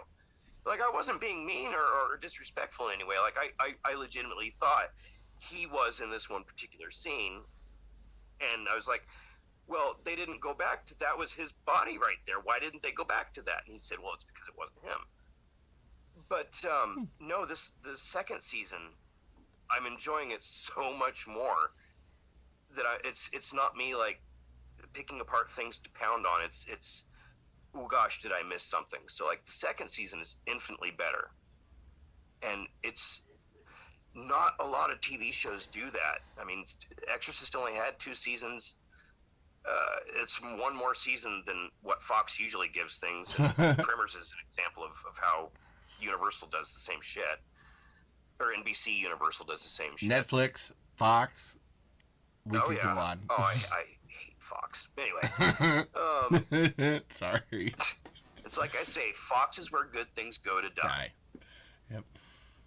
But the second season, it's like, I can't miss anything. Something happened today where I just jumped out of my chair and it scared the shit out of me. I was like, oh my God. And it wasn't even a monster. I was like, Jesus Christ. Like, they just have that much better writing between season 1 and 2. Like, usually as seasons go on, you wait for the show to jump the shark and just not be about what it's supposed to be about anymore. And Exorcist kind of does the backwards or the opposite, where you're kind of like, well, fuck, if this was this good, why didn't we get a second or third season? You know, because the first season fucking sucked. Well, it didn't suck. It did not suck. It just, it could have been better. Considering everybody who was in it, it could have been better. Gina Davis. I was just gonna. You kept saying that on the podcast. And I was like, Gina Davis was in an Exorcist TV show. Well, I didn't want to watch that before, but now I fucking do. So. Yes, I mean anything with Gina Davis in it is worth watching, as far as I'm concerned. Oh, Gina Davis, if you're listening, come back to acting. Sorry. Oh, absolutely. I would love that. The two ladies I love the most in Hollywood is probably Gina Davis and Kim Cattrall. Miss Kim I've met online. She's a wonderful, wonderful person. And yeah, I've just got nothing but good things to say about them. All right. But anyway, Gina Davis, she I didn't feel like they were directing her to be the mom that they wanted to portray. And they didn't write it out properly. So I think I unfairly put that on her. That really comes down to the director and the showrunner. So, and they swapped out between season 1 and 2. That's why it got better, and which was again the opposite of Ash vs. Evil Dead. It had the same showrunner for seasons 1 and 2, which consecutively got better. Until season 3, there was a different showrunner that got them canceled. I remember he's Robert Tappert, or there's Craig's the good one and Robert's the bad one. That's what I was getting from your podcast, at least. Yes and no. Like Bob Tappert. There it is. Has brought so much good stuff to screens. But that last season of Evil Dead, I don't know if that was hubris or something different, but they really fucked it over. Like, they fucked over that franchise. I was watching all of those episodes. I was all the way up through season 2, and then season 3 dropped, and I heard how bad it was just from everything, and I was like, I haven't gotten to it. I'm at the end of season 2. I'm not afraid to admit it. To me, I didn't like it because it was disrespectful to Dana DiLorenzo. Oh yeah, Kelly. Yeah. The Kelly. The thing with that she should have been Ash's daughter, but they ended up bringing the Brandy character in. It wasn't even just that. It was just they gave her less screen time. Oh. And she and Pablo were like. It was Ash, Pablo, and Kelly. The other half of the show that was fantastic. That was the main trio, man. That's what I loved. Like that, those two just traveling around fighting monsters. It was good shit. Yeah, so it's like, and now they've got Evil Dead Rise coming, and I'm just kind of like, well, it doesn't have Kelly and Pablo. I don't really give a shit.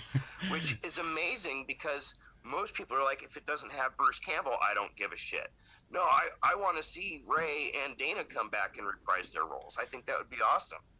They've lived a lot longer than any other character in any of the incarnation. Like, I would just like to point that out. Like, they made it through 3 seasons of a television show. In that universe, they deserve to continue fucking going. I think so. Like, I'm really happy for them that they got to be in the video game that comes out next month. Might want to keep an eye on our show for that. I saw you've been talking about that. I will, yes. Yeah, just keep the video game and Dana in thoughts, and that's, yeah. Anyway, I'm just going to say it. She's going to be a guest on our show at some point. Oh, no way, man. Oh. Well, that's... cool. Now I got to finish the season. Damn it! She, from what I understand, at least I hope, she liked what I said about, like, not liking what they did to her character and how they basically screwed her personally over. That's the only gripe I have with Bob Tappert. Otherwise, he's Sam Raimi's business partner and best friend. They've been working together since Evil Dead, or before, and he's married to Lucy Lawless, so, like, he can't be that bad of a dude, I guess. Oh, wow. I didn't know that last part. Now you're right. Yeah. I trust Lucy. I do. She hates Kevin Sorbo, so I'm into it. We're good. She likes him so much shit. She called him Peanut. Fucking Peanut. And I'm pretty sure she was referring to the fucking Jeff Dunham thing. That little yellow and green motherfucker. Oh. Sorry, I didn't mean to hate Kevin Sorbo out of hand, but he sucks. Yeah, I had her autograph and Bruce's autograph. I did not have Sorbo's. No, it was like Xena Warrior Princess. It was because that's Sam Raimi shit. Now that I'm rethinking of it, because that's some good stuff. Fuck yeah, man.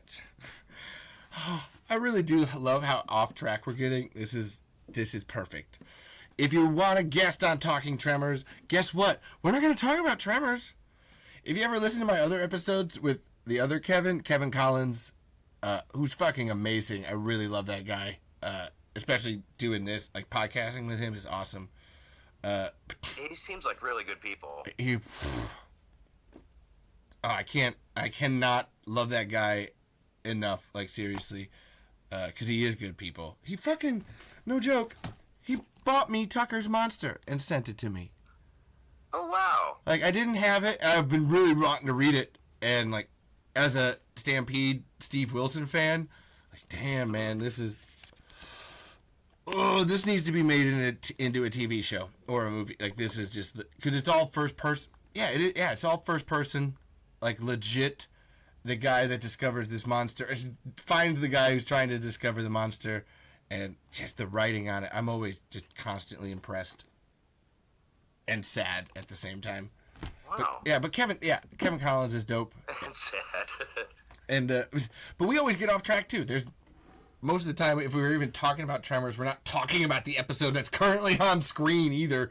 Like, just go every which way. Yeah, but that makes things more fun and random. Mm-hmm. That's why I say listen to Harmontown. If you like that kind of podcast and you're into that kind of thing, it's done now. It did about like 200-ish, 300-ish episodes, and man, it is all that and learning a bunch of like behind the scenes on film stuff at the same time, film and TV, learning all those people. Like, yeah, go check out the Harmontown, especially with the Rob Schraub, Kumail Nanjiani, Demorge Brown, Mitch Hurwitz from Arrested Development.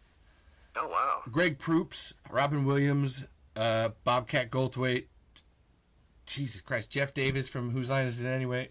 Yeah, seriously. Yeah, I can't say it enough. Go listen, watch the Harmontown. If you like to hear about things pooping out of your butt. So, would you live in perfection? This is always my big, like, I don't know how much I would. I think I would visit. But would you live there? Maybe in part 4. I don't know about 1 through 3. Part 4, because it was more rustic, it seemed like. I mean, it was just a facade of Chang's. And for whatever reason, that camping sounds better to me than an actual room, which is ironic because, again, I don't like bats, spiders, snakes, scorpions, bees, anything like that. You know, everything that's in the desert, I hate. So, no, I probably couldn't live there. I couldn't. I don't know. I like the forest. Trees is really what I would miss. Oh. I'm in Iowa, surrounded by trees and bluffs, and I'm just realizing they're like, I would miss that too. Yeah, because I lived in Southern California for a good long time, and the only trees that are there are planted, and they're not very big, and the air sucks. It's stale. It's dry. It's dirty. I moved up here and I felt like I was swimming through the air because it was so much more humid, but it's not really humid at all here. But to me, it just is. But I like this kind of environment. I'm much more of a woodsy type person, where we have some more spiders, bats, snakes, scorpions. I was just thinking that because my next question is, what makes you scared?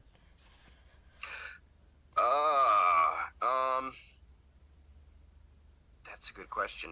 My wife being mad at me is probably the first thing that comes to my mind. Existential crisis. Okay.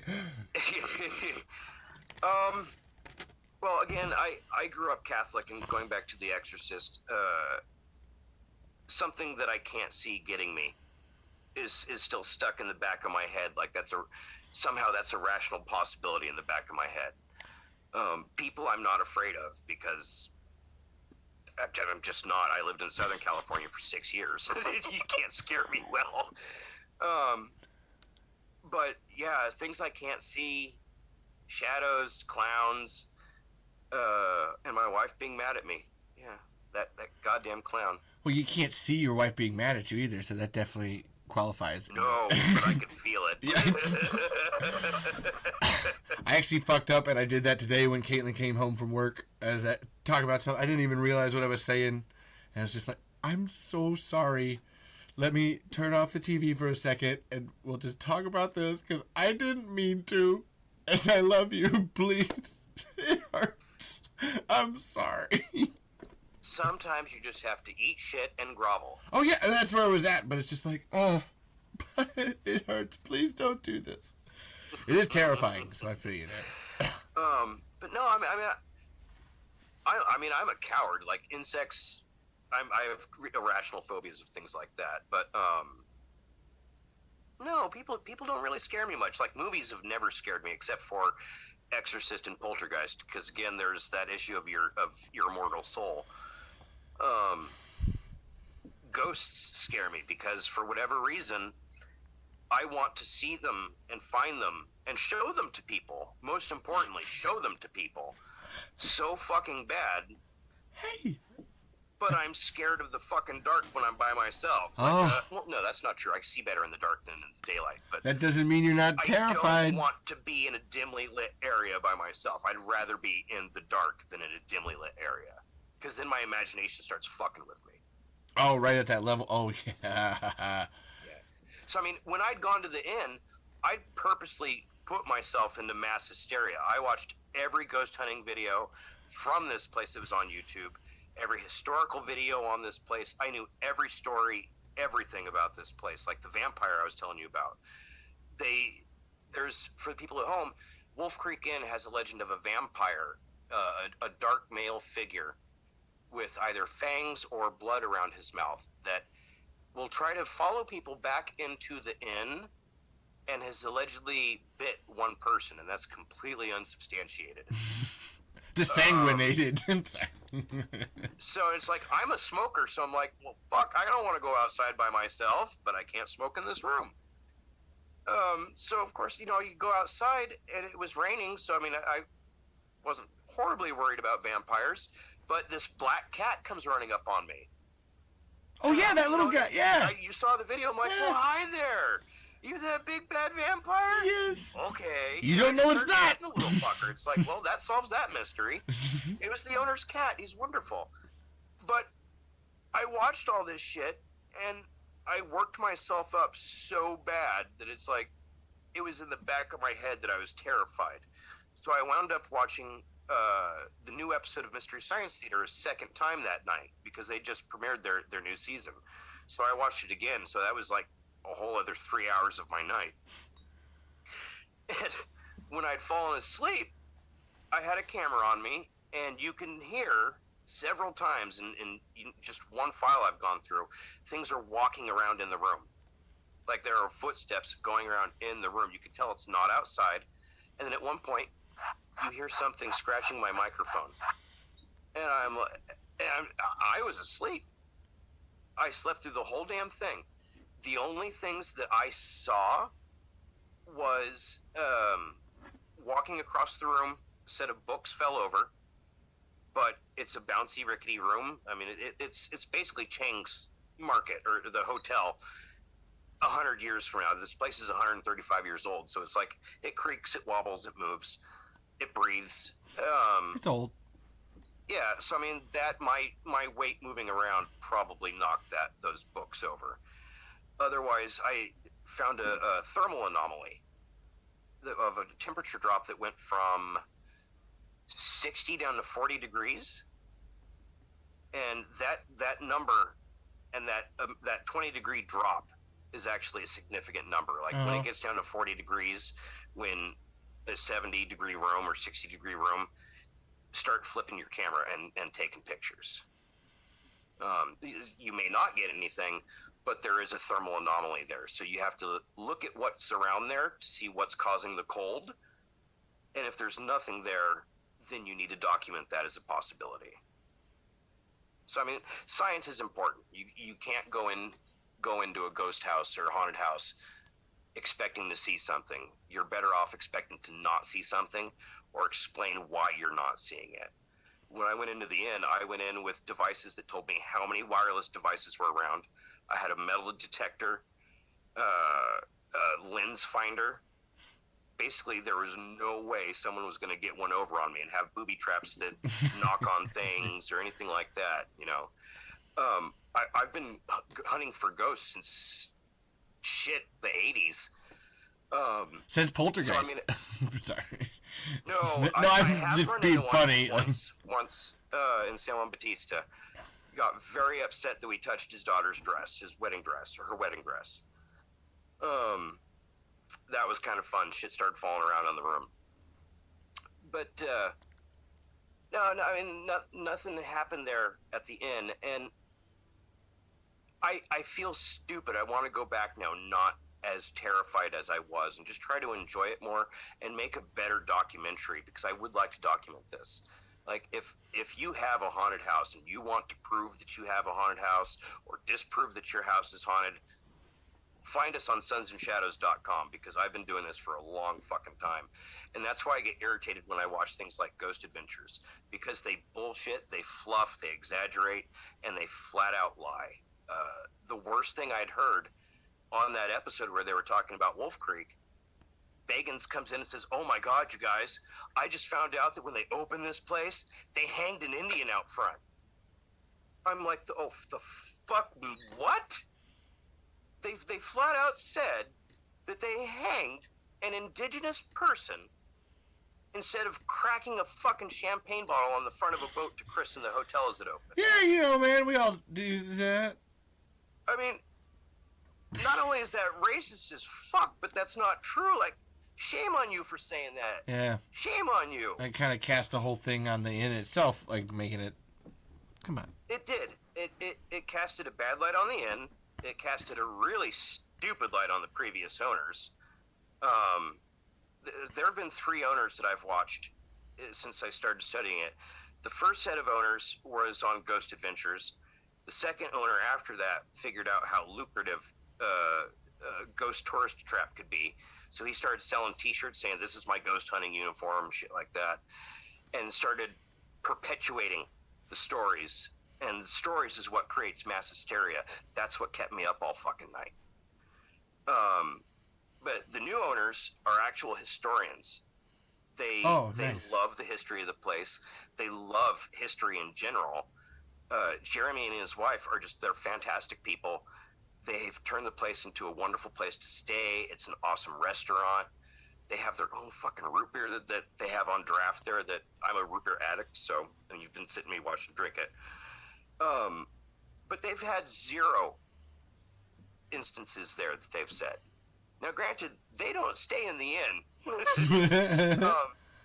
And they when know I better. said the first morning that I didn't get a whole lot of sleep, the waitress was like, "What room were you in?"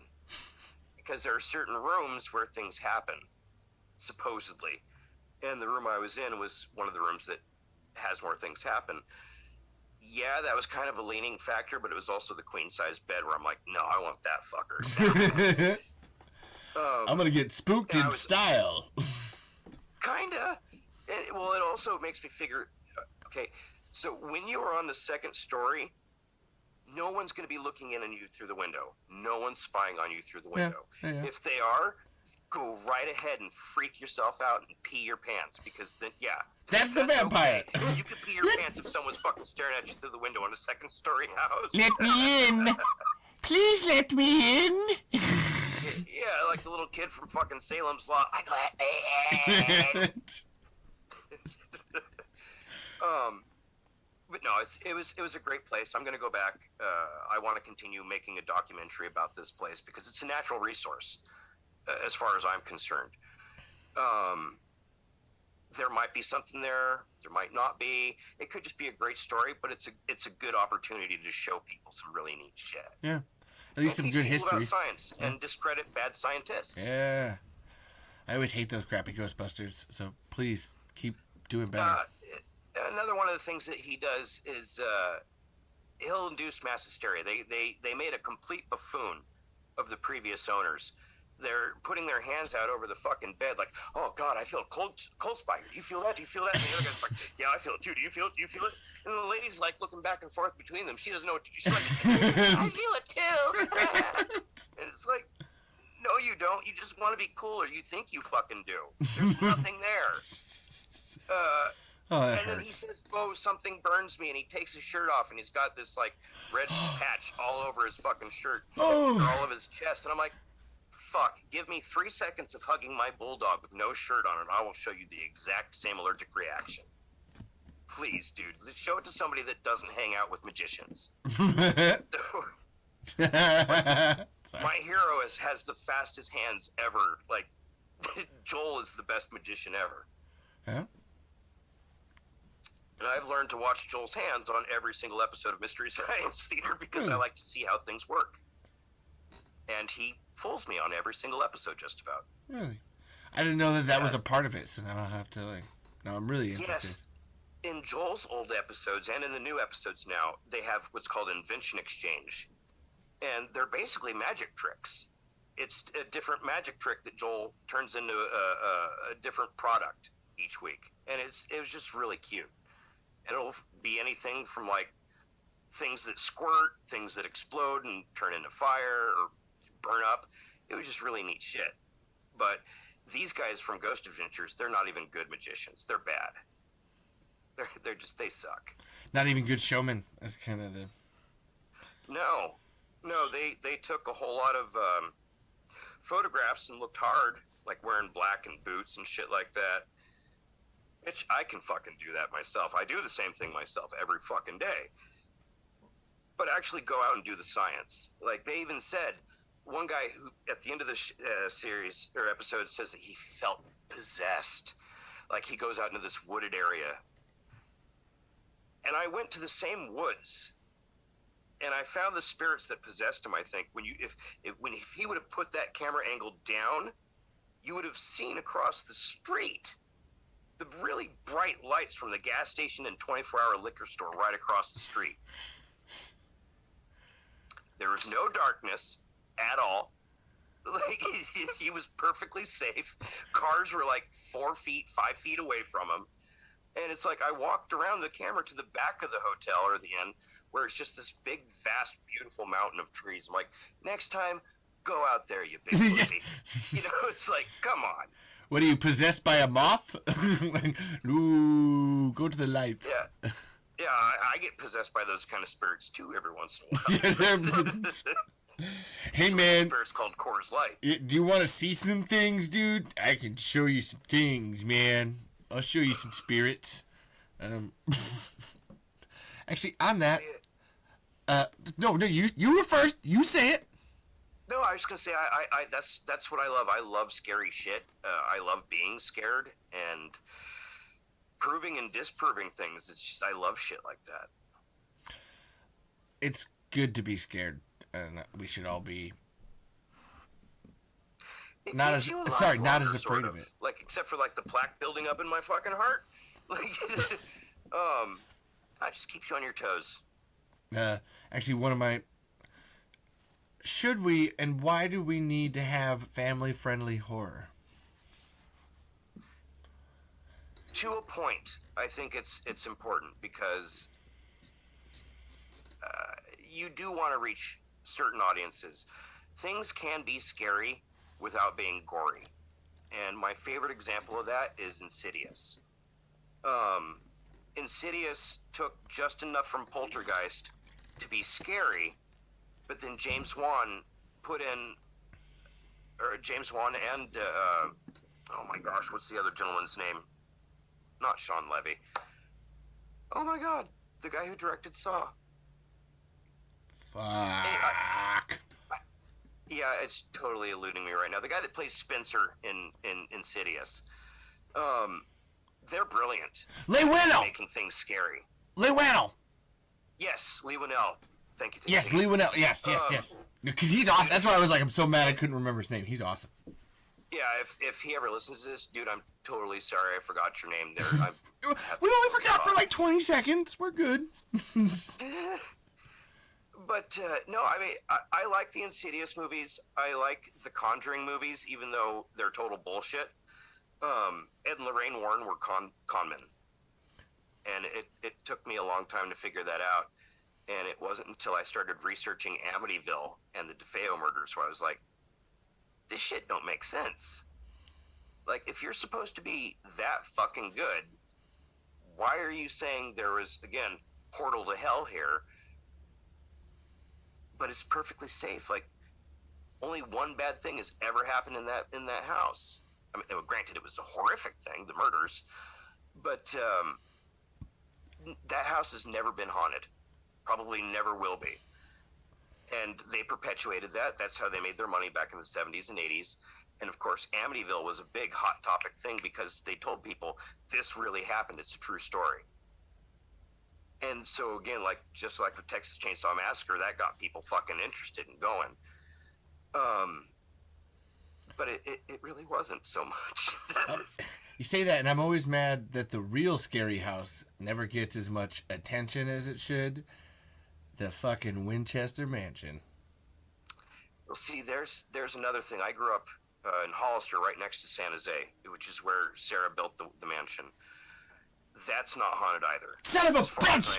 Stop ruining things for me, man! I've never been there. I've never ever been there. Well... yeah, right? I lived there for 16, 17 years, and I never went. What kind of ghost debunker are you? Well, my friends have always gone, and they're like, oh, yeah, you need to do this, you need to do that. And I'm like, dude, it's not haunted. Like, nobody ever fucking died there. Like, there were no spirits of natives there that she had to hide herself from. She got took by a con man. The woman that told her to build the house and keep building the house was arrested several times in San Jose for swindling people. Well, this is interesting. So, keep going. This is good shit. Yeah. I had no idea. Sarah Winchester, she's got all this guilt on her that this lady's pouring on her because saying all the spirits of the Native Americans that your family's rifles have killed and ammunition has killed are going to haunt you and curse you.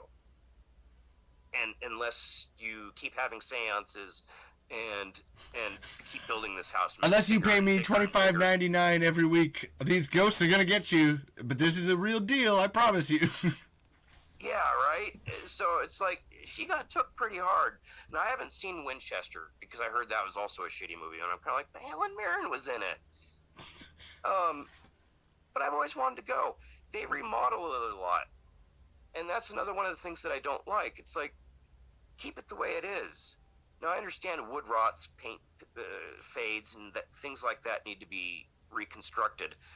But they'll make an entire different room and try to make it look creepy for certain occasions. Like in October, they have midnight tours, or what it's called, flashlight tours. Halloween tours. That sounds like a regular haunted house. Well, now my whole balloon on that is deflated. Thank you. Kinda. Thank you. And it's. I think everyone should go there if they can. See for yourself. If you go and you feel weird, chances are there's something probably going on. But if you feel perfectly comfortable, not at all. If you feel apprehensive, you've probably just freaked yourself out.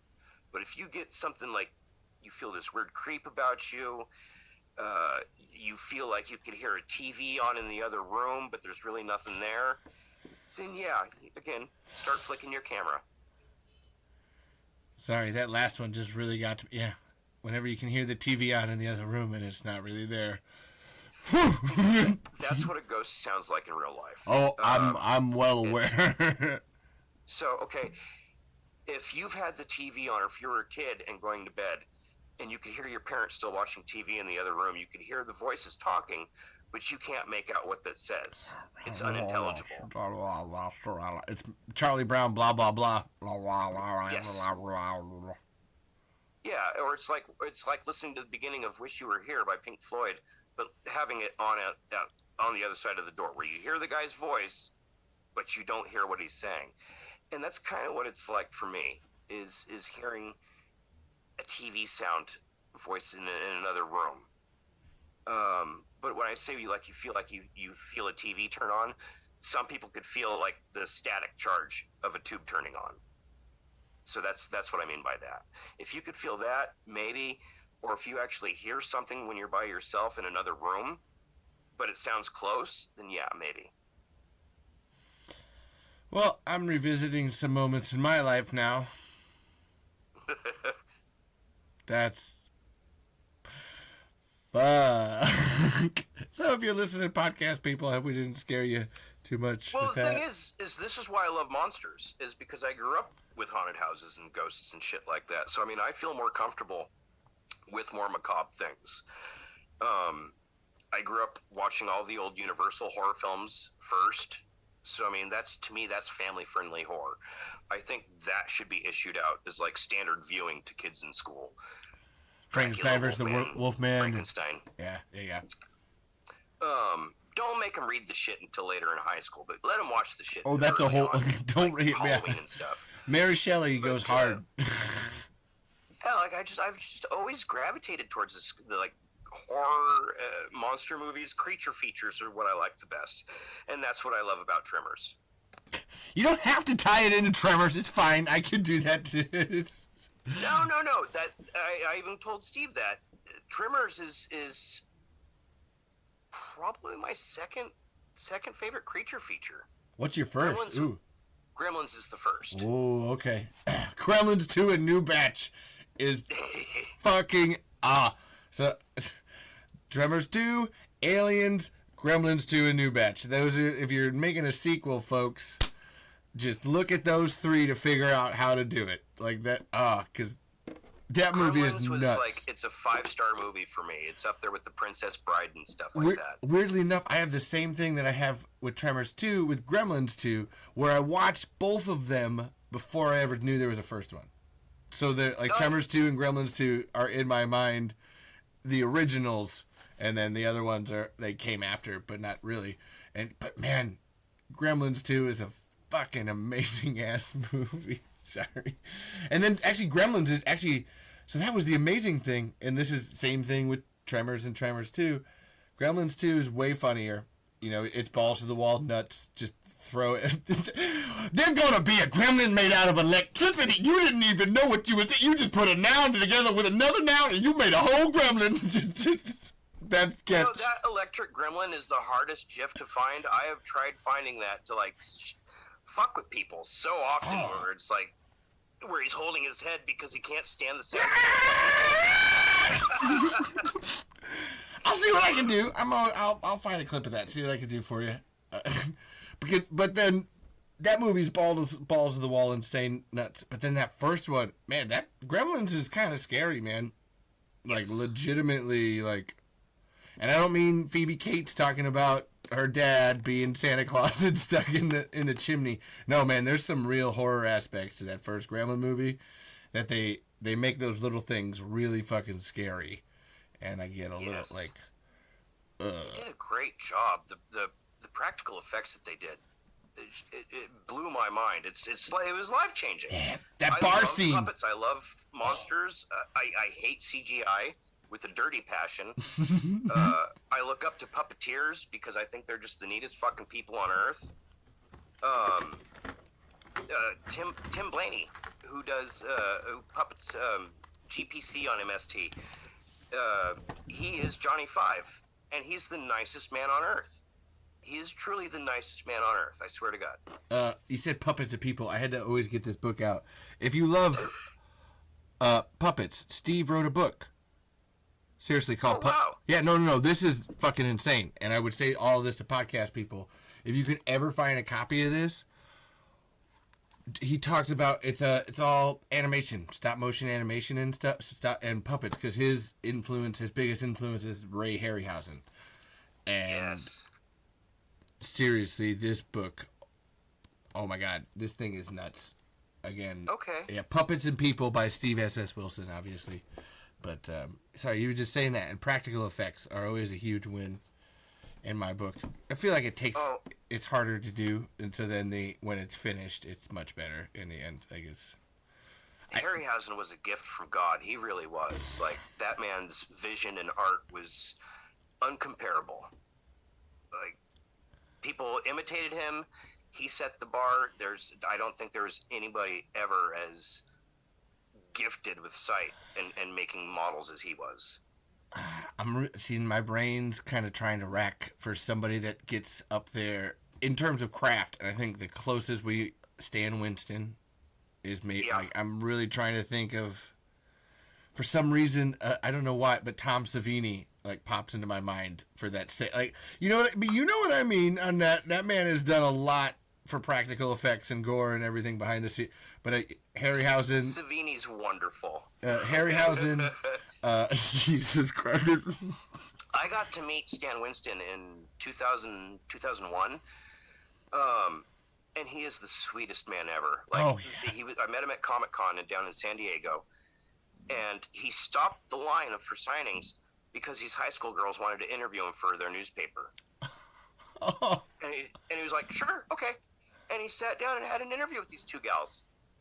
And people were getting pissed off, and I'm like, fuck that. That's the nicest thing I've ever seen anyone do. Go sit and listen to the interview. Fuck off, man. Like, if it was me, I'd be like, oh, this is so cool. Oh, my God, cool. Do you mind if I just, like, watch and listen for a minute? This is neat. Yeah. What the fuck? Anytime you could have a master tell you a story or teach you something, you're a fool not to take the opportunity to listen. On that... So people getting irritated. It's like, well, fuck off. Go find another line then. Danzig is over there. Yes. If you want to listen to a good episode, some good episodes with Steve talking about practical effects and doing all that kind of stuff. Oh, I can't remember the name of the podcast. No, The Hollywood Outsider. And Steve is on 4 episodes of this podcast, and they remake. It's a conversation about remaking movies. And the first one they do is Short Circuit. Like, they actually have Steve Wilson on to how would you remake Short Circuit today. And then he does one on does one on The Howling, one on The Magnificent Seven. Fuck, I feel like there's one more that I'm missing. But it's so interesting. I don't think I've ever watched The Howling, but listening to like you said, listening to a master just tell their stories and what they do, how things get done. Who cares? It's like this podcasting thing. Who cares? It's so much cooler to hear that kind of stuff. Get out of your fucking line and go listen to those high school girls interviewing Stan Winston. It's awesome, man. Like, that's... Kinda. I mean, why not? I mean, you learn some really fascinating shit. Yeah, man. Like, it's where we've lost our special features behind the scenes with the loss of DVDs, man. There used to be some great director commentaries on things. I'm always sad that that's a declining art, because, man, you can learn a lot from someone who was there and doing it, just fucking rambling. Oh. The best director commentaries that I've ever heard were on Mel Brooks movies. Because that man could tell a story, and you'll rewind it just to hear the story again. Talking about how he and Gene Wilder came up with Young Frankenstein while they were filming Blazing Saddles, and then you go and watch Young Frankenstein, and he talks about it, the whole story again from the last DVD. But it's really neat. And then Mila Jovovich from Resident Evil, she's an amazing commentator as well. Really? Like, she's just fun to listen to because she loves talking about kicking ass and stuff like that. She's like, oh, I like doing this part. I like doing this. Oh, that hurt. So it was fun. It's good to hear the art. And then the showrunners for Drawn Together. I don't know if you ever saw that show. I know that show very well, yes. Those commentaries are hysterical. Yeah. They get Tara Strong on there with them and Jess Harnell, I think. And it's just non-stop laugh.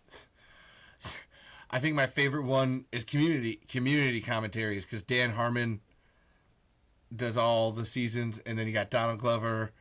Chevy Chase will come on and just doesn't know what the fuck is happening, and it's really good. Dino Stamatopoulos, but there's a great, like, the first season, they're drunk as fuck, like they're just wasted, and they're commentating like all the act. This was hilarious. Remember when we did that?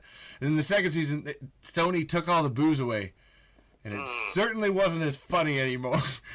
And then the third season, they brought the booze back, and Dan could see that he was getting fired, or he wasn't. He's like, man, they should just fire him. He wasn't doing anything wrong either. He was just like, this episode, I feel bad anyone has to watch it. They're just gonna fire me. They're just gonna fucking fire me for.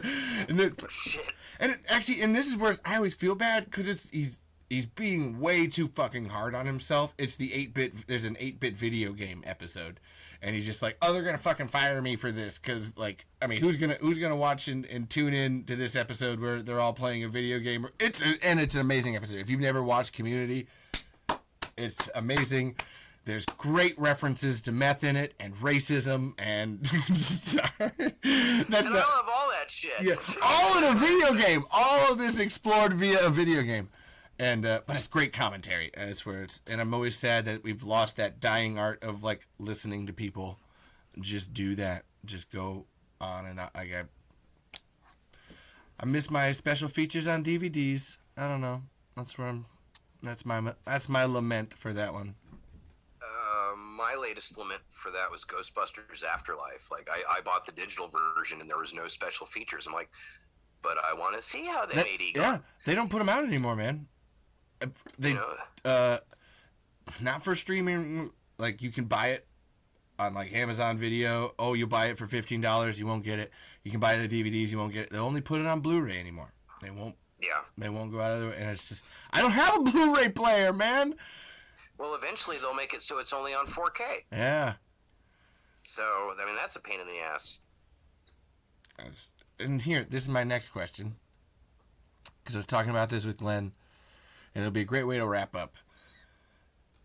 Mid-budget movies. How do we, you know, trying to bring Tremors back and all that, there's this room where things can exist where it doesn't cost Asylum level $50,000 or it doesn't cost Marvel level $100 million, and how do we make movies that are only like $15-20 million again? How do we bring back the mid-budget movie? You were talking about it in an episode of Sons and Shadows, and just like I was talking about it with Glenn too, where we were just both like, it's there, the market's there, but the analysts don't want it to happen. I don't. How do we bring things back, man? That's my... Well, according to Steve, writing, first and foremost, people have short attention spans anymore. You know, that's why it's like I always will, like, point out lazy writing. Like, anytime you see a cliche or something predictable in a TV show, that's just bad, lazy writing is what that is. Stop insulting your audience. Yeah, but I mean, a story needs to have, or a movie needs to have a good story. If it's not going to have a bunch of explosions, sex, whatever, it keeps most people's interest in nanoseconds. It needs to have an excellent story. It's got to have an excellent cast. And in this particular case, practical effects, like bring back latex, bring back rubber, slime, dirt, whatever. That looks real. People see that and they could touch it. They could reach out and they feel like they could touch that. Or worse yet, it could reach out of the screen and touch them. So I mean, that I think is what would really get a good audience. Again, like Steve said, that's not who's running studios anymore. Who runs studios is some little prick from fucking marketing who says, oh, you know, the focus group says everyone's into this now, so let's make it this. Or was there a book about it? Was there a comic about it? Was there something else made about it? It has to be an established property. Material? Yeah. Fuck the source material. Okay, it's going to be a person now, and we're going to change the story of the powers, and it's like, don't call it that, man. Just fucking call it something different. I want to kiss you. And then, see, there's another thing. You can make a movie and not have it be called something else. Like, I can't think of a good example, but like you don't have to sell an empty box of Tremors. You can make something completely independent and call it its own thing and not have to loop it to another franchise to sell it. Oh man, and that's another thing that studios do a lot. Again, putting Spider-Man in that comic is going to sell it. I don't know. Studios just they suck that way now. I hate big budget studio type stuff, except for MCU movies. I'm a sucker for those. Well, okay, and to the MCU's credit, it's exactly what you're saying, though. Legitimately good writing, like to keep for the most part. Like to for me to keep all those balls rolling and doing everything that they do, and to have set it all up along the way. Kevin Feige gets my biggest like I could tell he's got an outline somewhere, and the individual episodes might like falter. I don't mean episode. I mean movies as episodes, you know. But his overall plan, where he ends up wanting to go, I'm always like, I know that I'm not worried because I know that I'll be satisfied by the time that we get there. Whatever that plan is, I know that he wrote out, you know, that 8-point outline or whatever you end up doing, and just like, I do. I'm a huge sucker for Marvel movies too. I don't mind admitting it. And yes, I know that they're formulaic, but I just sometimes I love it. Okay, so here's my take on that for Scorsese and Coppola and all these other bitches that aren't selling their movies anymore. Stop making shit that fucking sucks. People don't like real life. That's why we go to the fucking movies. If we wanted to see real fucking life, we turn on the goddamn news. But no, Marvel movies are the same movies that our parents watched. They just don't have cowboy hats on. Yeah. The bad guys aren't Native Americans or Russians or whatever the fuck else. The Nazis are Nazis again. Yes, Nazis are Nazis again, and that's good to know. And the Russians are communists. Well, not really, but the Russians are douchebags again. Russian government, anyway. Russian people, we see you. We love you. We're here for you. No, for real. Like the people of Russia have no fucking desire to have anything to do with Ukraine or their own. Oh no, that was a legit. No, I know what you mean, man. Power to the people. Fuck you, Putin. Yeah, really. But it's like it's Marvel movies are just cowboy and Indian movies. Yeah. Again, I'm sorry, that's not the right nomenclature, but No. cowboys and indigenous people movies. They're just not wearing cowboy hats. They have capes now, and that's. John Wayne is now fucking Chris Hemsworth or Chris, any of the Chris's. Pick a Chris. Yeah. Now Chris Rock, he could be in it too. He just launched his popularity way over the fence. Oh man. Well, okay. So this is that question, and I don't mind. This will be our real ender here. Like, does this kind of thing deserve to survive, or do we just get rid of it? My whole thing, I live out here in the middle of Iowa, and I've always wanted to personally start a production, just start a production company, and get rid of the centralized Hollywood system, and we have pockets and shit everywhere. Philadelphia's got a huge one. There's some good shit in Texas, and it's like there's all these areas that are doing good filmmaking that can't get anywhere because it's not Hollywood. You're like, man, what if we just chippity chopped that shit up and let everybody spread all the way fuck out everywhere? We would get some really good shit. I'm always amazed, online and shit. God damn, people got better ideas than I do. Everybody's, you know it from everything that you do. Just damn, man, fans and everything. We can really get something done if we didn't have that obstacle in the way, if our main way of speaking wasn't limited, it's honestly, I think of that Reddit thing where it's man, I was doing all this stuff on Reddit. It's my only way to be saying anything, and then clip. Now you're not allowed to anymore. Damn it, man, how many people get clipped and censored so early? That happens a lot in groups. It not so much in the Mystery Science Theater group because we're very, very conscientious of gatekeepers. Am I a gatekeeper? Maybe, but I'm the guy that holds the fucking gate open for everybody to come on in. Unless you're a fucking douche, then I'll just boot your ass right out because I need to make a safe community for my people.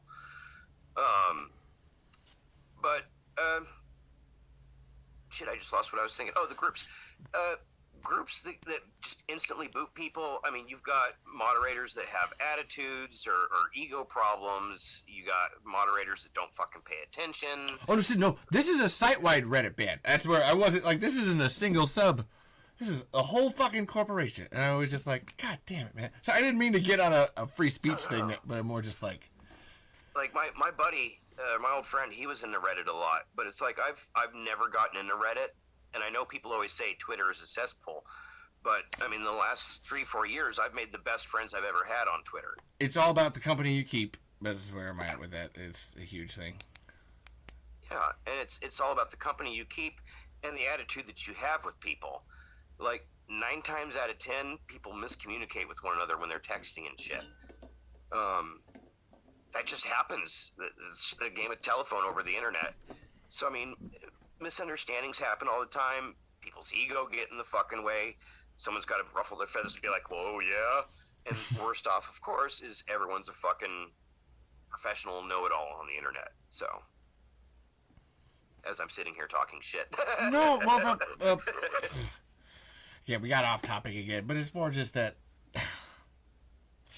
what you said about groups is what could be applied overall, where if we just allowed things to grow and happen and not always neuter it, it'd just be a lot better. Like, just keep the door open, you know, get rid of the Nazis. Like, that's really the thing you got to worry about. Everything else is fine. Who cares, man? Like, just let it be. Let it be. If you have a good group, that's really easy to do. Like I said, the Mads are back, and Misty's and more, and Deep 13. We run a tight ship, but we don't have to run anything for the most part. Like, it runs itself. I always have a laugh at all the people talking about Tremors without the Tremors saga saying anything to them.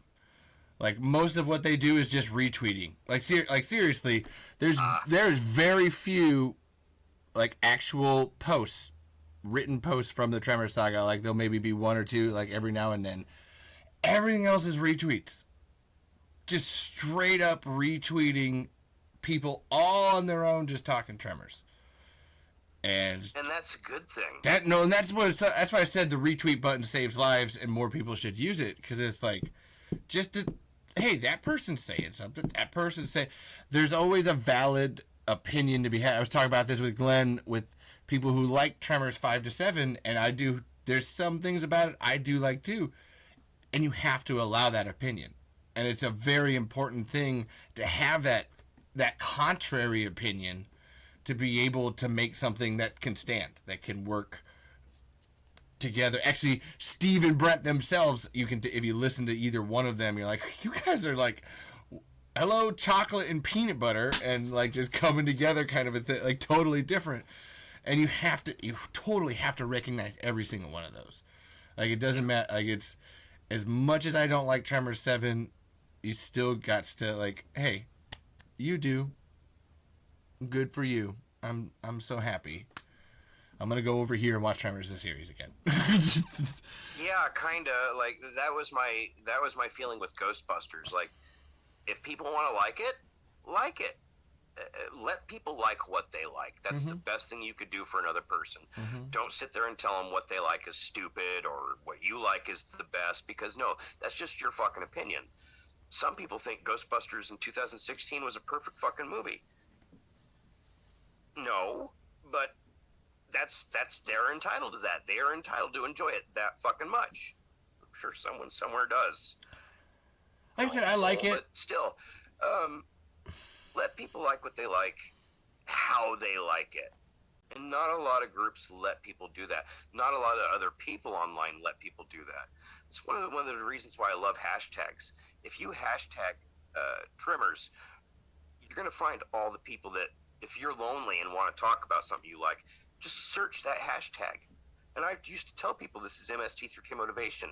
When you're lonely, if you're up late at night and you're crying because you feel alone, or the world's just fucking falling on top of you, and you're watching an old episode of Mystery Science Theater and it's making you smile a little bit more, go on to Twitter, search hashtag MST3K. There are hundreds of people waiting to fucking talk with you. Yeah. They're seriously waiting to crack jokes with you. And hashtags make friends. They really do. Brings people together. Like, you wouldn't be talking about that if you didn't want someone to talk about it. Yeah. Like, it's... So you almost got a little misty-eyed as you said that, and you were getting me that way, too, because it's so true. It's that thing that I love about Tremors, where it's like, yeah, man, all of these people... Actually, it's the Discord. That's where I like to... I don't do much anywhere else, but the Tremors Saga has a Discord, and it's really cool to just be in there and just hang out and stuff. and good people. Like, that's always my comeback to, is about finding good people, and not the Nazis. But if there are Nazis, we try to hug them before we punch them.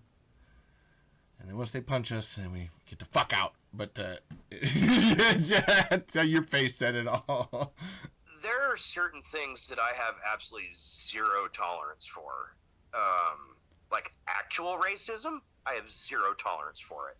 Not Tigger? Racist jokes, like if I'm watching Dave Chappelle or Chappelle's show, fantastic. That's the love point. him.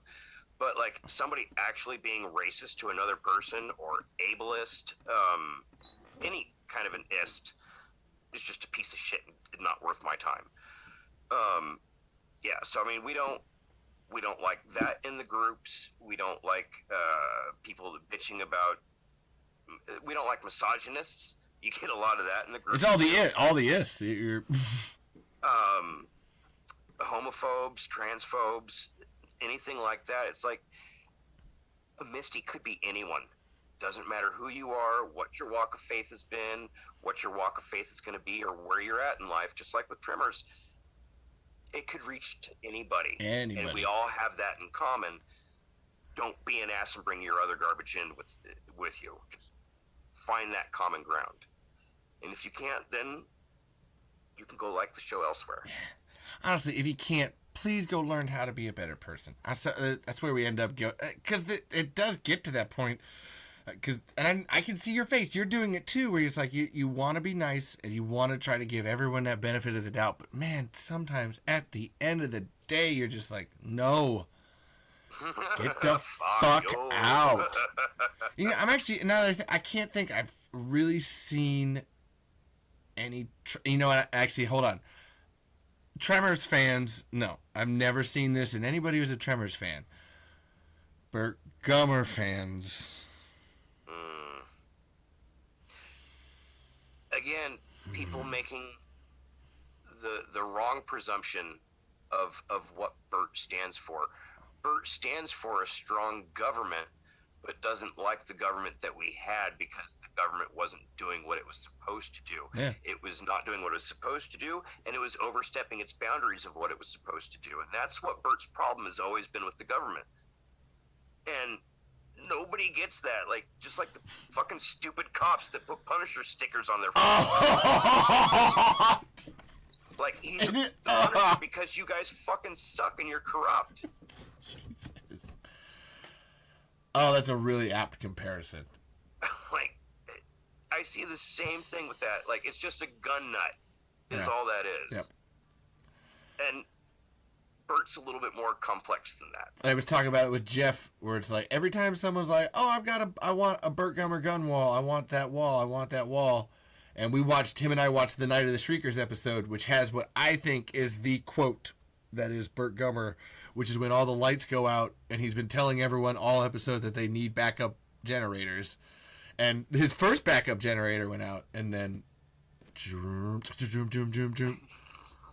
backup generator. And every fuckhead with a gun wall, I'm always just like, where's your backup generator? I don't see that. Oh, it's not as cool to post about your backup generator, but fuck you. That's really what Burt would be posting about, not his fucking gun wall. Like, when you get Mr. Gross on the show, ask him for me, if now that communism is back, can he and Heather work things out again? Like, because I know the fall of communism really hurt their relationship. Now that Putin's fucking out, letting his freak flag fly again, I would love to see more Reba. What kind of supreme being would condone such irony? It is the memes. The Burt Gummer meme stash has been killing it ever since Putin fucked up. No, on Facebook, if you follow them, they have some weird politics, but he's been killing it with some World War III shit lately. Like, god damn, man, I got to appreciate that. I don't agree, but bravo. Kinda, yeah, right. But yeah, I would love to see them back and kicking ass again, fighting communism. That's really what they're into. Well, okay. That was awesome. I'm gonna do some thank yous, and you can totally stay for thank yous. Actually, hold on. Wait, before we do thank yous, I almost forgot. Do you have anything that I always like to, that's really where I like to end things. What do you got, man? Well, I don't really have much going on outside of like the show. We come out bi-weekly, so we just switched it from Fridays to Mondays. So every other Monday, we'll have a new episode of Suns and Shadows. We talk about old genre canceled TV shows and the movies that accompanied them. We also talk a lot of shit. We're getting into debunking ghosts and haunted houses and shit like that professionally. Business-wise, though, the Mads are back. I do volunteer for them, and they have a show coming up next Tuesday at 5 p.m. Pacific time. It's a Night of Shorts Part 7. So it's going to be 2 hours of Trace and Frank riffing on short films. And it's $10. $10 gets you the show itself. And if you can't make it live, it gets you a free download of the replay. So check out the Mads are back, folks. That's where we're at. Yeah. Like I said, I need to start listening to some Mystery Science Theater myself here, so I'm feeling I will get you whatever you need for that. Well, by the next time we come out, I will make it a point to watch some myself, so that way I'm at least first. They're fun. They're fun. They riffing is very natural. I like to think that heckling has been an American tradition, but riffing is not heckling. It's a very fine written art form. You're talking about the writing thing, writing jokes and being able to do them alongside of a movie is really, really quite well done. That's where it's, I need to watch something. Now I'm feeling bad. So cool. Fuck yeah, man. Wow. Sorry, I just keep thinking how good that was. Nice. If anything else you feel like saying for the world? Oh, I have to go check on my kids at this point. Yeah, dude, let's get back together again soon. Yeah, man. Actually, I'll try to fix my TV so I can watch 412 this time. Pshaw, bro. Like really bad about that. No. This is so much more interesting, or not so much more. This is differently interesting, and everybody, if you don't like it, you can eat shit. Eating a beach full of dicks. If you don't like it, listen to sunsandshadows.com. Yeah, go listen to another episode of a better podcast. It is. No, we're not. It's really good. No, I disagree. It's really good. We're just two chimps on a Davenport. Wow. And on that note, fuck yeah, folks. Talking Tremors, Suns and Shadows. Thank you so much, Kev Smith. Thank you, dude. Thank you. Always welcome. Until the very next time, be well and be good people. You too, buddy. We'll talk to you soon. Talk to you then, loves. Bye-bye. Mwah.